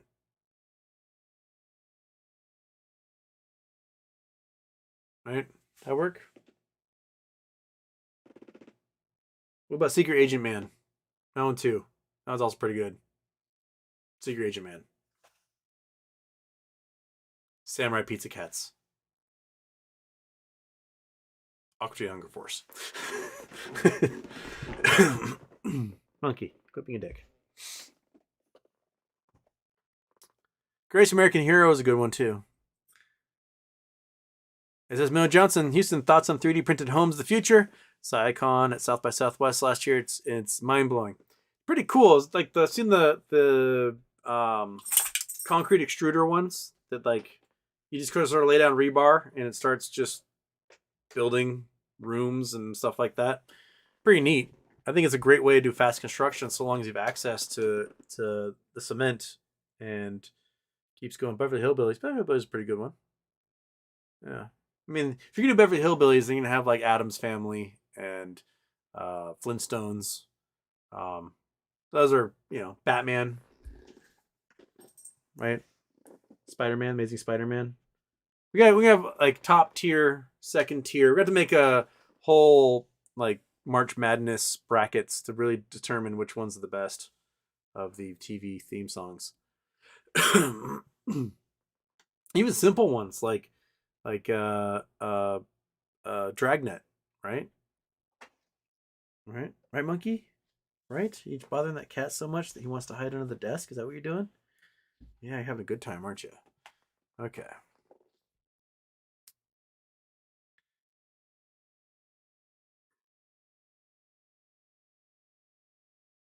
Jason Blackwell. Hey, Houston, is that creepy black white head behind you a chia pet? No. It's a person. They got like a little tear on one side. I don't know where it came from, but my sister had it growing up, and then for some reason I had it, so it lives with us now. And that's the creepy head. That's what we have. It's ceramic, porcelain maybe.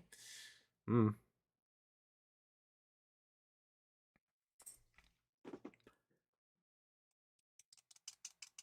When is the snake tattoo reveal? Like I said, my sister has one.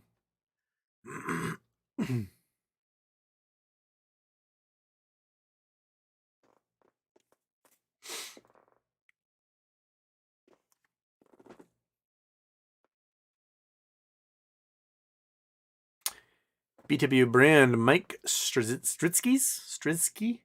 Hydrogen house project included a car that had over 1,000-mile range, real world, over 10 years ago.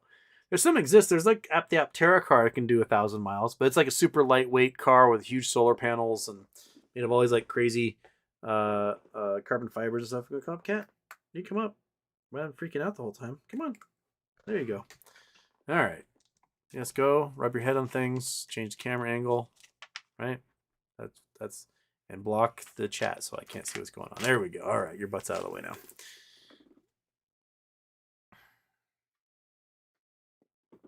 Dustin Wright, how much longer can this Judge Hinkle be with deciding on Rose's case? It's up to the judge's prerogative, man. They decide when they decide. I would personally give a hearing. Just give a hearing. Just do it. Just give us a hearing, man. I just realized that like what's showing up on my side is like 10 minutes behind what I'm actually saying. So hopefully you guys are getting video and things at a timely rate. I don't know. Sometimes Comcast might be screwing with me.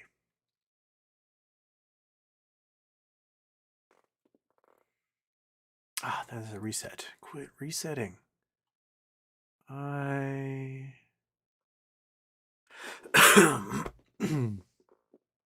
Okay, there we are. Dogecoin, Ford Lightning truck more like Ford Oops. Yeah, the Ford Lightning doesn't seem to have the best range on it, but they did do a huge number of sales to like the Forest Service, and I have no idea how well it's going to work. Like how much driving during the day. Oh, the cat readjusted things. Monkey, get back on there. How much driving a day do the Forest Service guys do?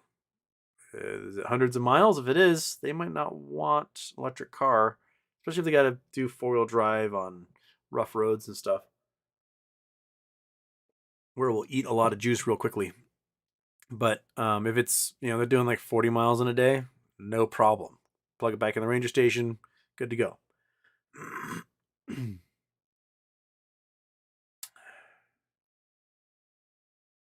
Daphne, to get the monkey butt admirer shout out. Daphne is a monkey butt admirer. Are you admiring monkey butt's butt right now?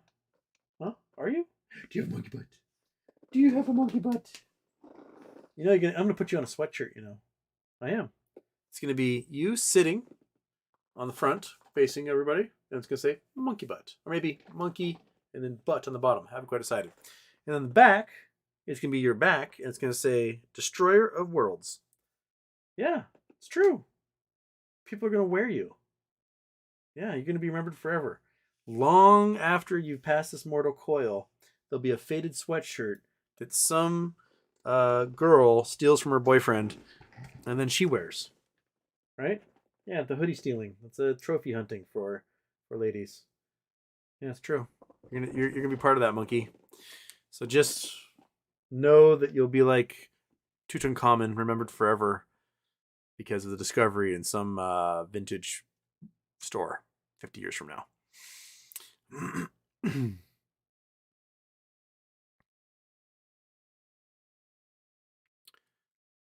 Dustin, right? Do you think Webull is straight up not telling the truth, saying they have all real shares? The message they just put out yesterday. Yeah, no, they're full of shit. We know this because people turned on their lending and their shares vanished or immediately lent out instantaneously. Why would they be lent out instantaneously? Because there's still a whole bunch of nakeds out there they got to cover for, at least by borrowing something for the books, right? Because if the feds are looking into it, if SEC is looking into it, you're gonna have to show you didn't naked short this stuff, and then you shorted it legitimately, and the only way you can do that is by borrowing the shares. So no, Webull's full of crap. There's so many synthetics out there. These fake counterfeit shares, they're full of shit. I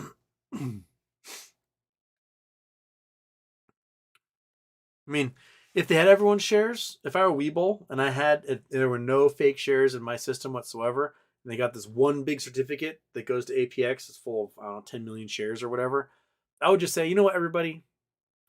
We are going to pay the $235 fee, and we're just going to transfer all of your shares of AST for you, whether you like it or not. All of you going to have an AST account.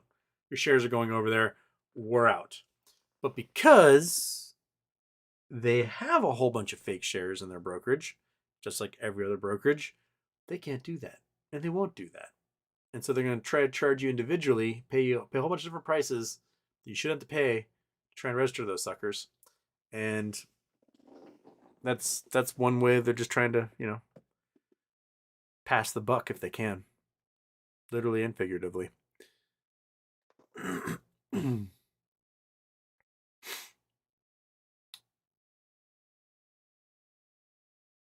He's been touring no homo. That shirt is cute. Thank you. I think this many years ago when my mom worked at the Veterans Hospital, they've got like a crazy giant weird, what do they call the store? Commissary? Is that the name of the store? It's like the commissaries they have on base, just like a giant Walmart that's run by the Defense Department or something. And she found a couple of cool Hawaiian shirts there and brought them home.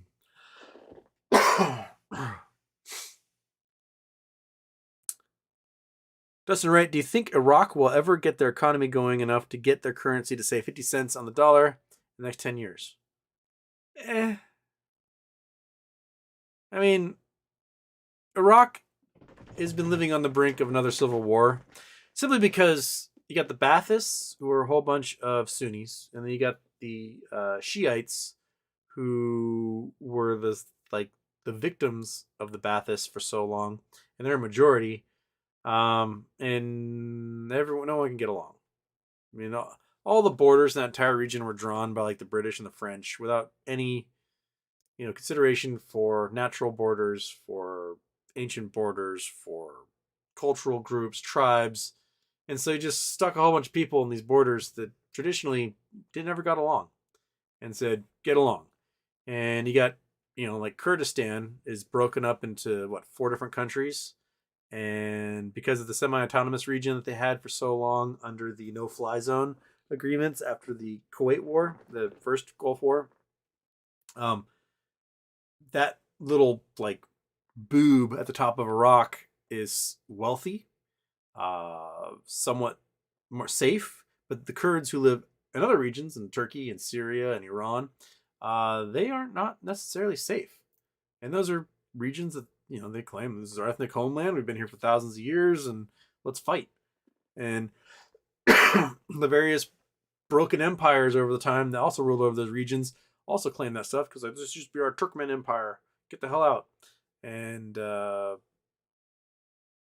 just, without having a strongman dictator in there, and not figuring out a way to get people to agree to peace for their various tribal regions and ethnic regions.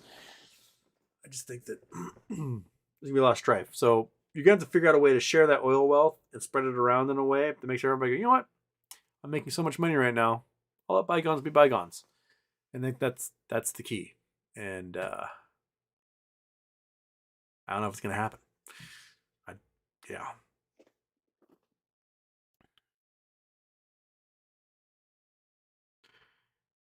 Houston bathwater? What?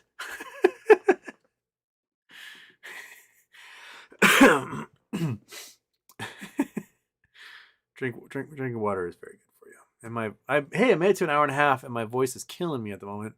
So maybe I can still make it. I can do the full 2 hours tonight.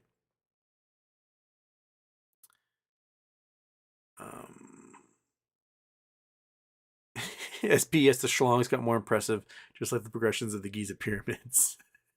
Talking about that park in Melbourne.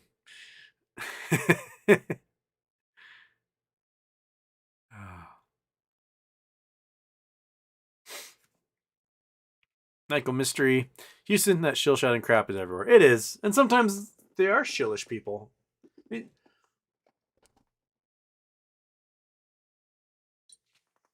I should probably make an episode someday on game theory. I'm no expert at game theory. I have passing enough knowledge that it allows me to look at a situation and work through potential outcomes. But there's a lot of folks that for some reason can't accept that we have like an opponent who has a bunch of quants, astrophysicists, theoretical physicists, applied mathematicians, like super nerds on their side. They pay a fortune of money to think these things through. If we do this, what happens? And they work through every possibility. They do all those mathematical calculations, and they figure out what the possible outcomes are, and then they do their hedging against that, right? So they look at us, like this mishmash group of due diligence reading monkeys, and we sometimes counter their actions pretty well, other times miss them completely, or pretend like they didn't do anything active to fight us. And we just assume that this is this monolith that if we just like chip away at the right spot, the whole thing is gonna come crashing down. But they're like sticking out roots, like they're adapting. Their nano suits are repairing themselves. They're a very active opponent, and we have to see sort of and acknowledge what they are and how they can screw us over. So far, they've not figured out an answer to buy and hold. Buy and hold is the tried and true. Buy, you hold, and you just go, yeah, you offer more, I'm going to buy more. I'm going to keep amassing and keep amassing and keep amassing, even if it just makes it so I can't go on vacations, I can't do fun things. I'm just going to keep buying and keep buying and keep buying. And they don't really have an answer to that. What they can do is they can distract. They can do the normal short attack stuff where they get bad people in on the inside, have BCG give them terrible ideas to rip apart their companies and whatnot. The vulture capitalists, just do all those nasty things and hope that we give up and give in, and that's what they got. And sometimes when you point that stuff out, people just go shill, and because I get it, folks want preaching to the choir. They want to come to a video stream, listen to someone like myself talk, and all they want to hear is the good stuff.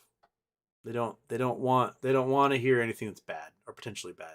It's because they put a lot of money into this, and this money is important, and this is their life savings, and they just want to go la la la la la la. Only tell me the good things. But that's not how you be. That's not how you be an informed investor.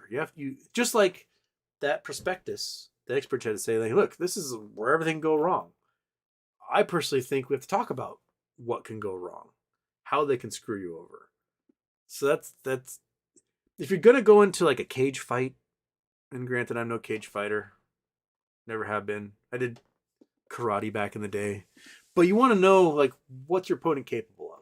What can they do? How do I counter it? How do I avoid the overhand right or whatever it is they're going to throw at me? And you want to be informed facing that opponent. Just going, don't coach, don't tell me what they can do. I don't want to hear that bad stuff. I want you to tell me how awesome I am and how many kicks to the face I'm going to give them. And that's how you lose. You need to be active. You need to be proactive. You need to be informed, and you need to when someone's fucking up, like, hey, don't do that, Adam Aaron. Don't keep selling to hedge funds. What is wrong with you? And he goes, well, I have to do it. No, you don't. Just stop it. Stop it right now. Okay, I'm gonna take a drink because my throat is killing me.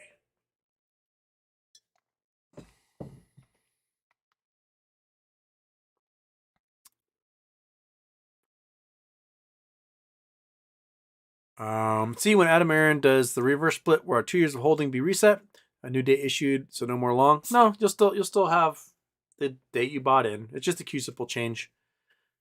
And the number of shares you hold will change based on the reverse split.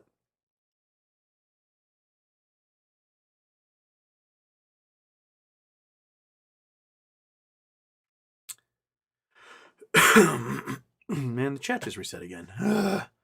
One sec.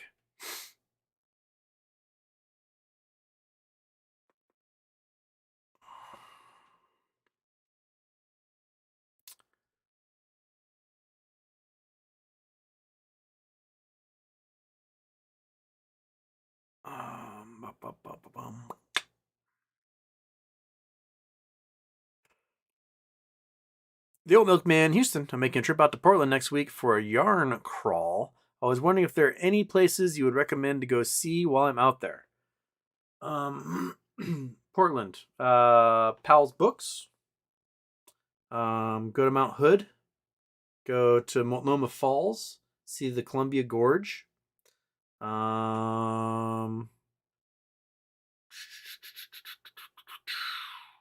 can go west and go to the coast.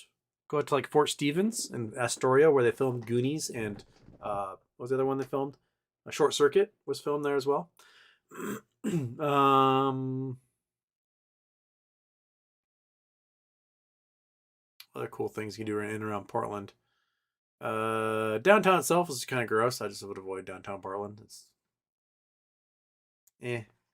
tons of strip clubs. The number of strip clubs in Portland is bonkers because there really aren't very many strip clubs in Seattle, and they just aren't. We've got weird laws that makes it really hard to make them. But there are strip clubs like crazy in Portland. The only strip club I've been to was Devil's Point in Portland, and they've got Stripperoki, and that was so much fun. I just like forgot there were naked ladies around because I was having so much fun doing karaoke. So that's always something. I think it's Jiggles. There's a fight between two strip clubs in a strip mall.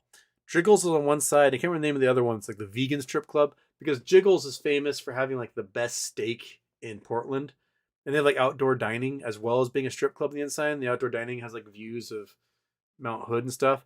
And then a whole bunch of former strippers who didn't like the owner in the same complex opened up a vegan strip club that only serves vegan food. And they're like, they've been fighting for like 15 years. They hate each other's guts, but they're like constantly trying to steal customers back and forth. There's that. So, what else is there to do in Portland, kitty cat?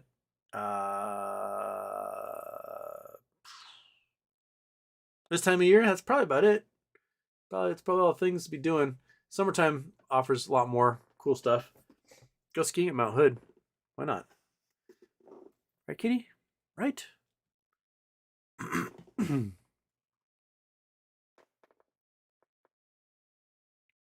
Yarn dyer event. Dyeing some yarn. All right. Oh, Voodoo Donuts. Yeah, that's a good one. Hey, Carletto.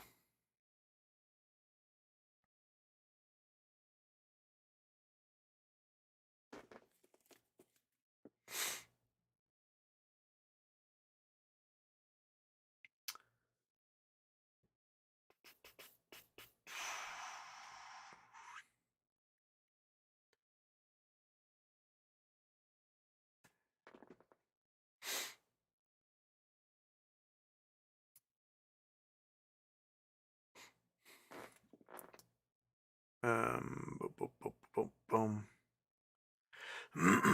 boom. Tom R. Germans are piling on to say good morning. Guten Morgen to all the Germans there.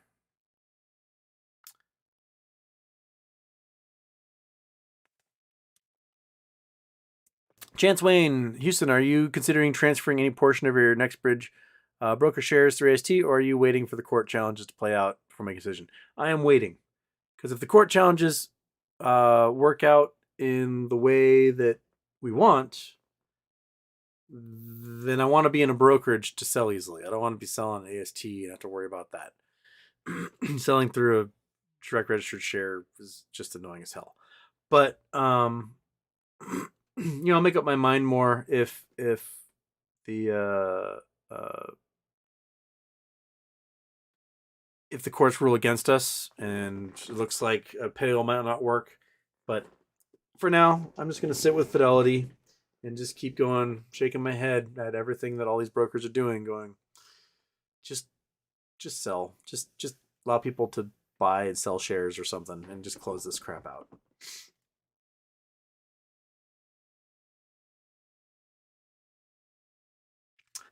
Michael Mystery. I think of reversing my name. You say it in that order. It sounds good. Well, Mystery Michael. Michael Mystery. Mr. Michael, I think, rolls off the tongue a little more, I'll be honest. And I'll try to keep it straight if I Michael first, Mystery second. If you pop up in the chat all of a sudden backwards, I'll be like, quit screwing with me. It's like grape nuts or grape knolls or great ape knolls or whatever. Looks like grape nuts.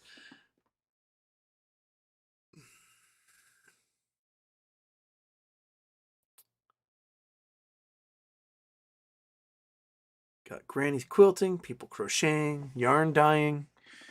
I love everyone's hobbies. Hobbies are like the best. That is sort of, back in the day when I was on dating apps, they would ask like, what are you looking for in a partner? I'm like, hobbies. Just have some hobbies. That's all I ask of you, is that you have a way that you entertain yourself and have a passion that you're excited about. I don't really care what your hobbies are. They could be things I'm interested in, things I'm not interested in, just as long as you are interested in them. Have something to do. And that's all I can ask of somebody, is have a passion. Your passion might be just like, I like trading stocks. I like looking at the markets. Cool. Be passionate about it. That's your thing. Awesome. I like making birdhouses. Fantastic. Like painting little rocks. Cool. Making creepy dolls. Whatever. Just as long as you think it's fun and it's your hobby and you're passionate about it, do it. Everyone needs to have that hobby. And I'm glad to see people in here with their quilting and their crocheting and their knitting and whatever else it is they do. Do it, man.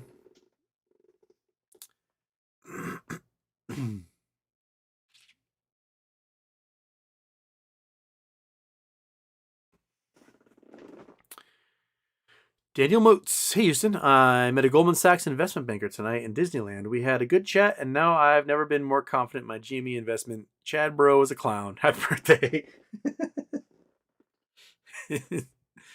Yeah, you met yourself Chad Chaddington III, right? And you're just like, wow, you're kind of dumb. It happens way too much. Way too much.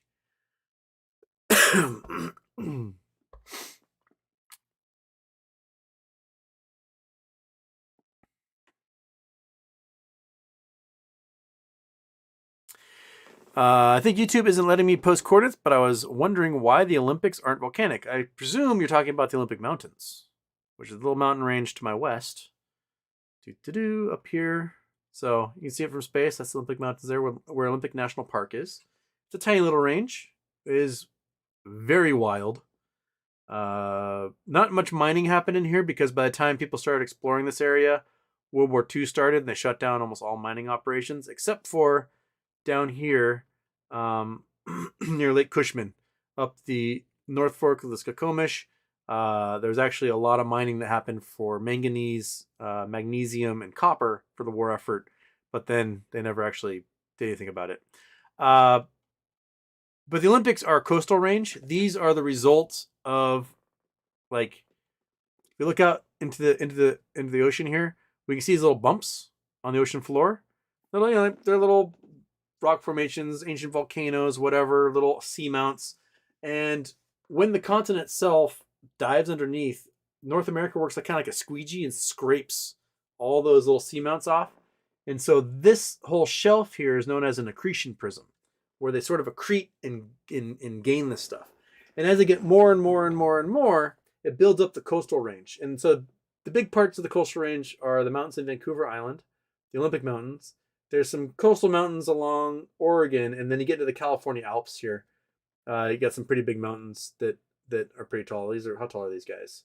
These are 7,000, 8,000, 9,000 feet. And these are all just ancient little seamounts from the ocean floor, maybe old islands that were out there and got scraped off and over millions of years built up. There are,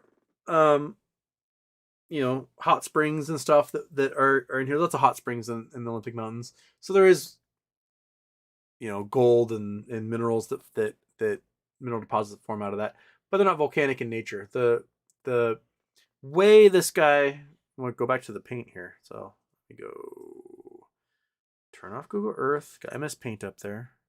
Paint. We're going to make a new one. No, don't save. So we have where the Pacific Plate is diving down, or that the Wandafuca Plate is diving down, right? And then we've got sort of this like curl of the North American Plate, Olympic Mountains, and then volcanoes. All right. And then along here, we have the accretion prism.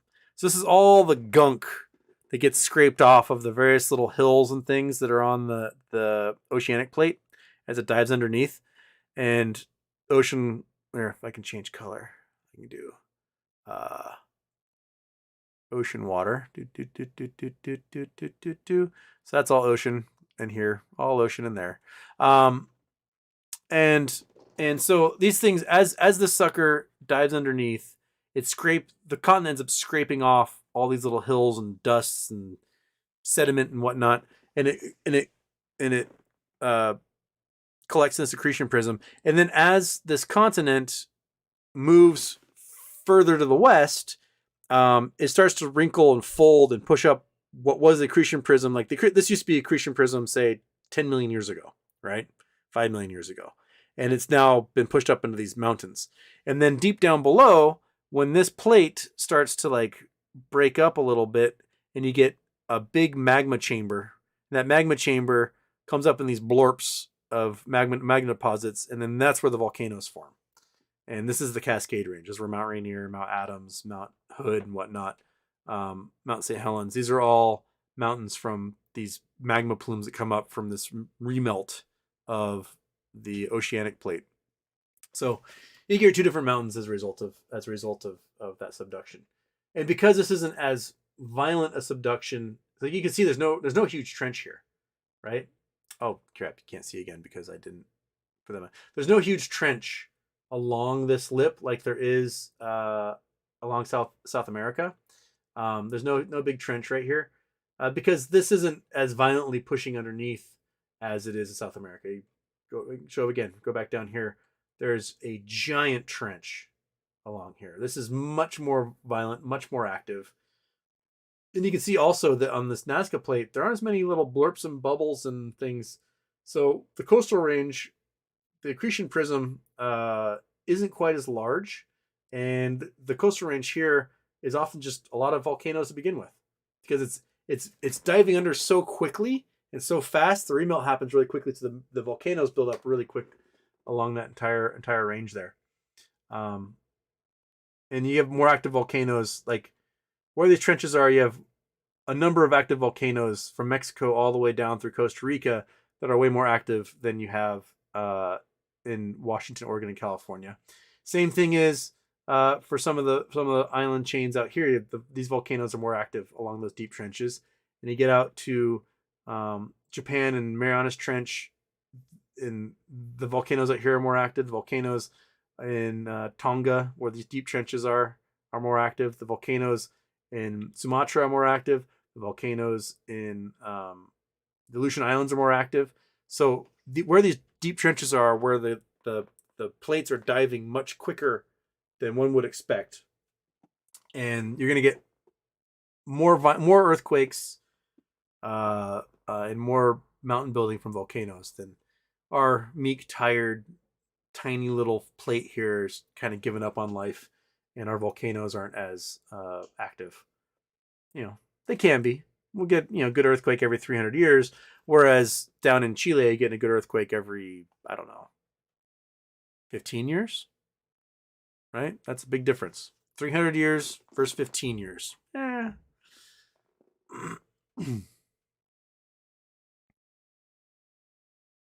Okay.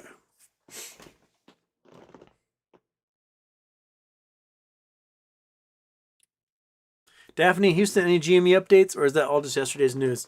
Get It Got posted a thing showing that the same model wearing similar clothes is now being posted on Bed Bath & Beyond's website and GameStop's website. Like rocket ship t-shirts and stuff like that. It's the same weird redhead model. Not a particularly handsome gentleman for a model, but yeah, he's on both websites now, which, it's spurring rumors. That's all I got.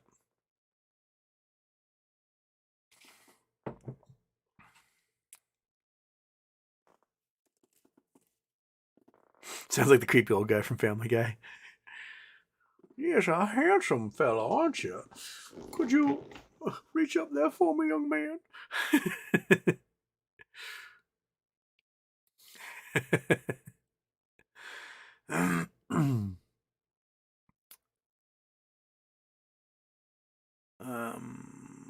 Oh crap, I just lost where I was. Okay. That's the investment banker one. Olympic Mountains. He'll make fun of me for my voices.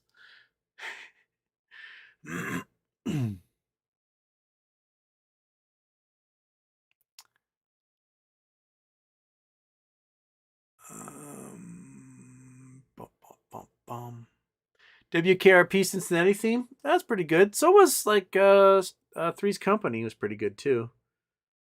I mean, Brady Bunch was popular. There's a lot more popular.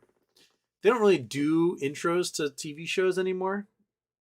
Like, they might have an intro made, and every once in a while, every 10th episode, they'll show it, and the rest of the time, it's like this episode, long, and they just go from there.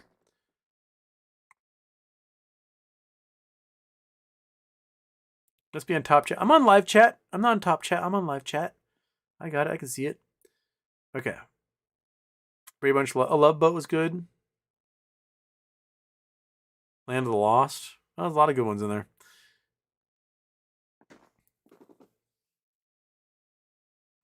Wait, did I just catch up? Or did I manage to skip New Madrid, Missouri? That's where my uncle lives. Small town. Well, we got New Madrid connection right there. Kentucky Bend, New Madrid Bend. There you go.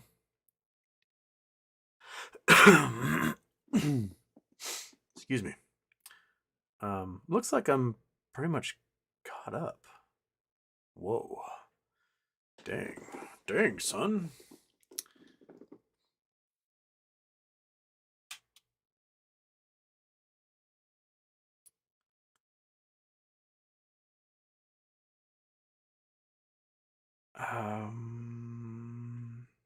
Michael Mystery, new t-shirt designs born. Where? What?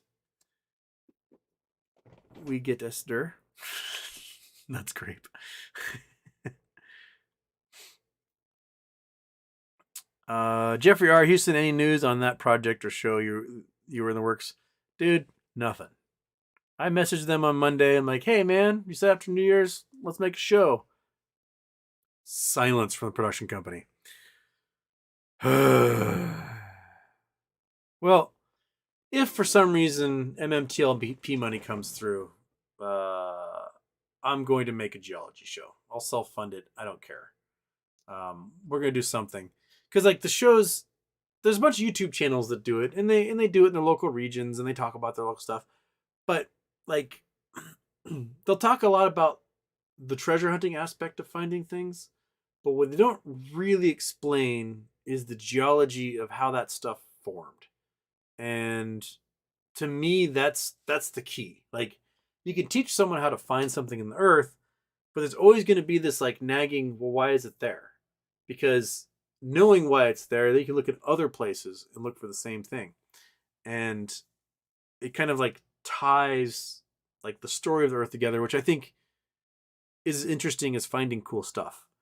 And I just want to go and show people all these neat places around the world, stuff in their own backyard they don't know about, and teach them like, hey, you can go camping for a weekend with a family and have an awesome time and find some cool crystals or gold or whatever. Uh, that's the goal. And you know, I don't know how my contract with this production company is up in April. So if we don't do anything by then, buying another ticket to Banff World Media Festival, gonna go back there a fourth time and sell this thing to somebody who's gonna do something. I just but that's where we are. Douceur, man-made or natural? Let's find out. Man-made or natural? Silicone or big naturals? Okay. Are we back? Wait. No, that just... No. Control V. Why did it take me... Copy. Paste. Try that again. There we go. All right. Slap. Oh, the little islands that dot between here and Sri Lanka. This looks like a spit to me. It does. This looks like a sand spit the way the sucker is here, but this would suggest that the current arrives up from elsewhere. Like the longshore current must spin up through here. But I have no idea about the geology of this mud. Palk Strait, Shriram Setu. Where is a good? Oh, let's look at the Palk Strait. Full article. Tell me. I don't know much about the geology of this. Palk Bay in southwest, minimum depth less than 9.1 meters, 40 to 85 miles wide, 85 miles long. Several rivers flow into it, including the Vegai River, the Tamil Nadu, and the strait is named after Robert Palk, who was the governor of Madras during the Company Raj period. Okay, unique feature is that the waves around it to its north and south are of high contrast. To the north, the waves of the Bay of Bengal are mostly swell waves, while that of the south, Palk Bay, are mostly sea waves.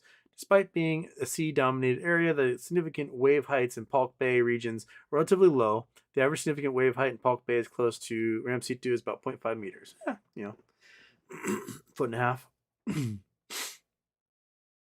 Palk Bay is studded at its southern end with a chain of low islands and reef shoals that are collectively called Ramsetu.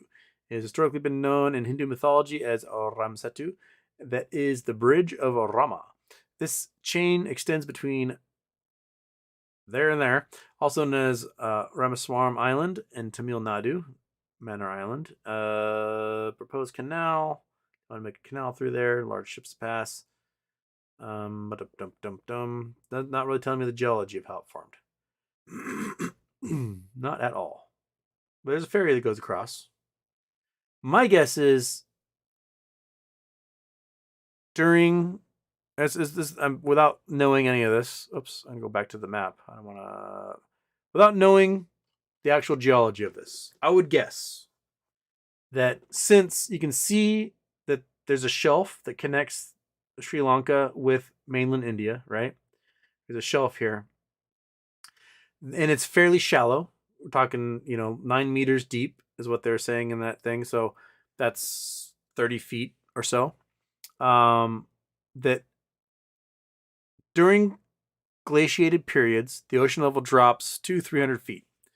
This becomes all connected land, which means all the limestone that forms this tropical area, I'm sure there's tons of coral reef in here.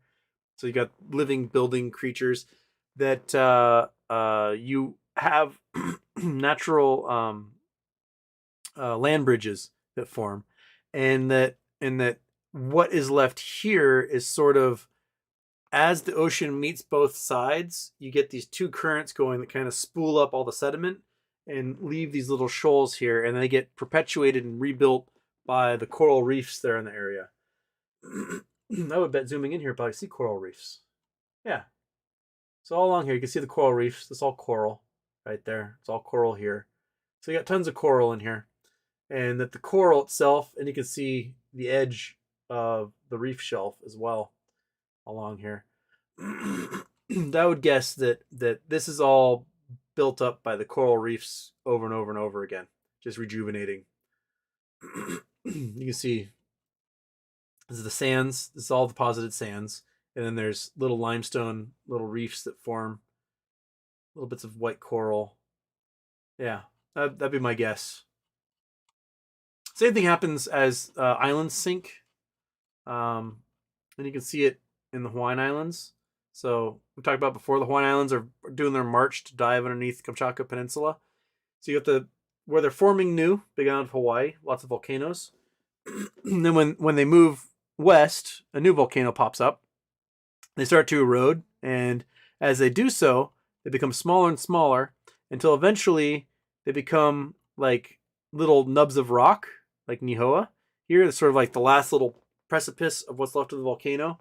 And then if they're around long enough, they'll form atolls. So if we get up here to like, I don't know, which one is this? This is French Frigate Shoals. So this is a limestone reef that formed on the edges of the volcano, and the actual top of the volcano is eroded away somewhere in the middle of this lagoon. Same thing, and you get up to like Midway. Where are you, Midway? Are you Midway? No, you are Laysan Koi Shoal. So this is another tip of one of those volcanoes. Happens a lot in the South Pacific. You got ancient volcanoes. Let's go to like okay, that's what, Fiji and American Samoa, Tatu, Cook Islands, Bora Bora, French Polynesia. Here we go. So here you go. Here's an ancient volcano. Here's the reef forming around it. That's sort of this barrier reef that forms. And as the islands get older and older and older and erode away more and more, you're left with a smaller island, bigger shoals, and so on. And it will progress that way until it just becomes a little seamount under the ocean like this guy. The water got too cold, the coral couldn't update anymore, and sort of just became a seamount. But like the where we did all our atomic testing, like Bikini and stuff, those are Kiribati, Bow up in here. These guys. So these guys are all, these atolls are all ancient volcanoes, and these are just the reef shoals that formed around the shelf of the volcano. So you get these little ring islands. Oh, my voice is failing me. It's past midnight and I'm failing. I'm dying. That might be it for me, folks. I don't know how much more I have in me.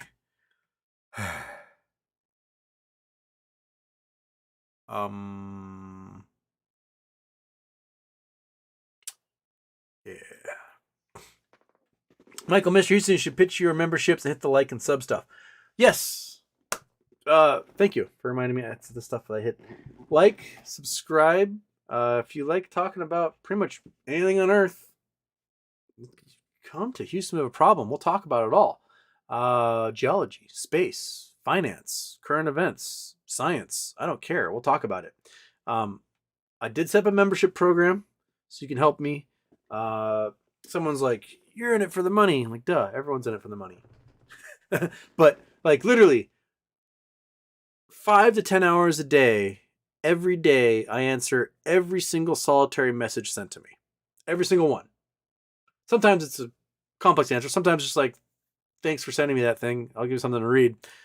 But I spend a huge portion of my day answering all these questions. So if you enjoy these shows and you contact me on social media and stuff, memberships, those things are a great way to like sort of pay me for my time. you're sponsoring me to answer people's questions all day long and to read things and to regurgitate and digest information. So thank you to those who've done membership so far. When we start getting more members, I can start doing members only things. I'm still waiting for permission from the college to do make my college classes members only streams.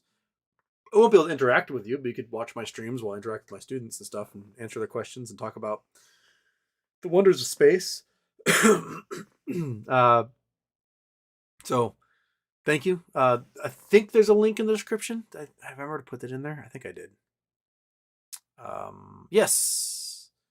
Under join this channel to get access to perks, there's a membership thing there. You can, by all means, get in there, join. I'm in the process of building a store with cool designs for shirts and probably hats and whatever else. And you guys can totally help me sell out gladly. I want them all to be goofy and kind of inside jokey for us. To we know. The other people might not know. Like, that's a weird shirt, and be like, can you explain it to them, or you don't have to explain it to them. But anyway, you'll think it's funny. I'll think it's funny. We'll think it's funny. And there'll be discounts for certain members in that store to be able to buy things at cost and whatnot. But I will have things with Monkey Butt and Chalupa Batman in there because they're good little guys, right? Oh, you sleepy little dude. Anyway, my voice is failing me. I am going to go see Niles Abston tomorrow night, who I think is the best up and coming comedian around. I was gonna try to have him come on the show, and then I got sick this week and wasn't able to do a show. So he's doing an after party after the show because it's also his birthday, and I'll see if I can hook something up and have him come on at some point. It will be not at all normal finance related. I'll sort of be talking about his journey in comedy and how he knew his calling, and he's just a funny fucker. He's so good. Writing for some shows, trying to make it big, and he's gonna be someone you're gonna see in movies and TV shows in the future. He's just that good a comedian. And if I can get him on this show early, hell yeah. Anyway, check out a special, Girls Don't Twerk to Jokes. But I'm going to see him tomorrow night, so I probably won't be doing a Twitch tomorrow night. So maybe Sunday evening I'll do one. But anyway, my voice is toast. I want to thank everybody for jumping in here and having fun, hanging out with me, putting up with me. And subscribe, hit the bell, memberships, buy a Goofy t-shirt, pet your dog, and have a great weekend. All right, everyone. 1, 2, 3.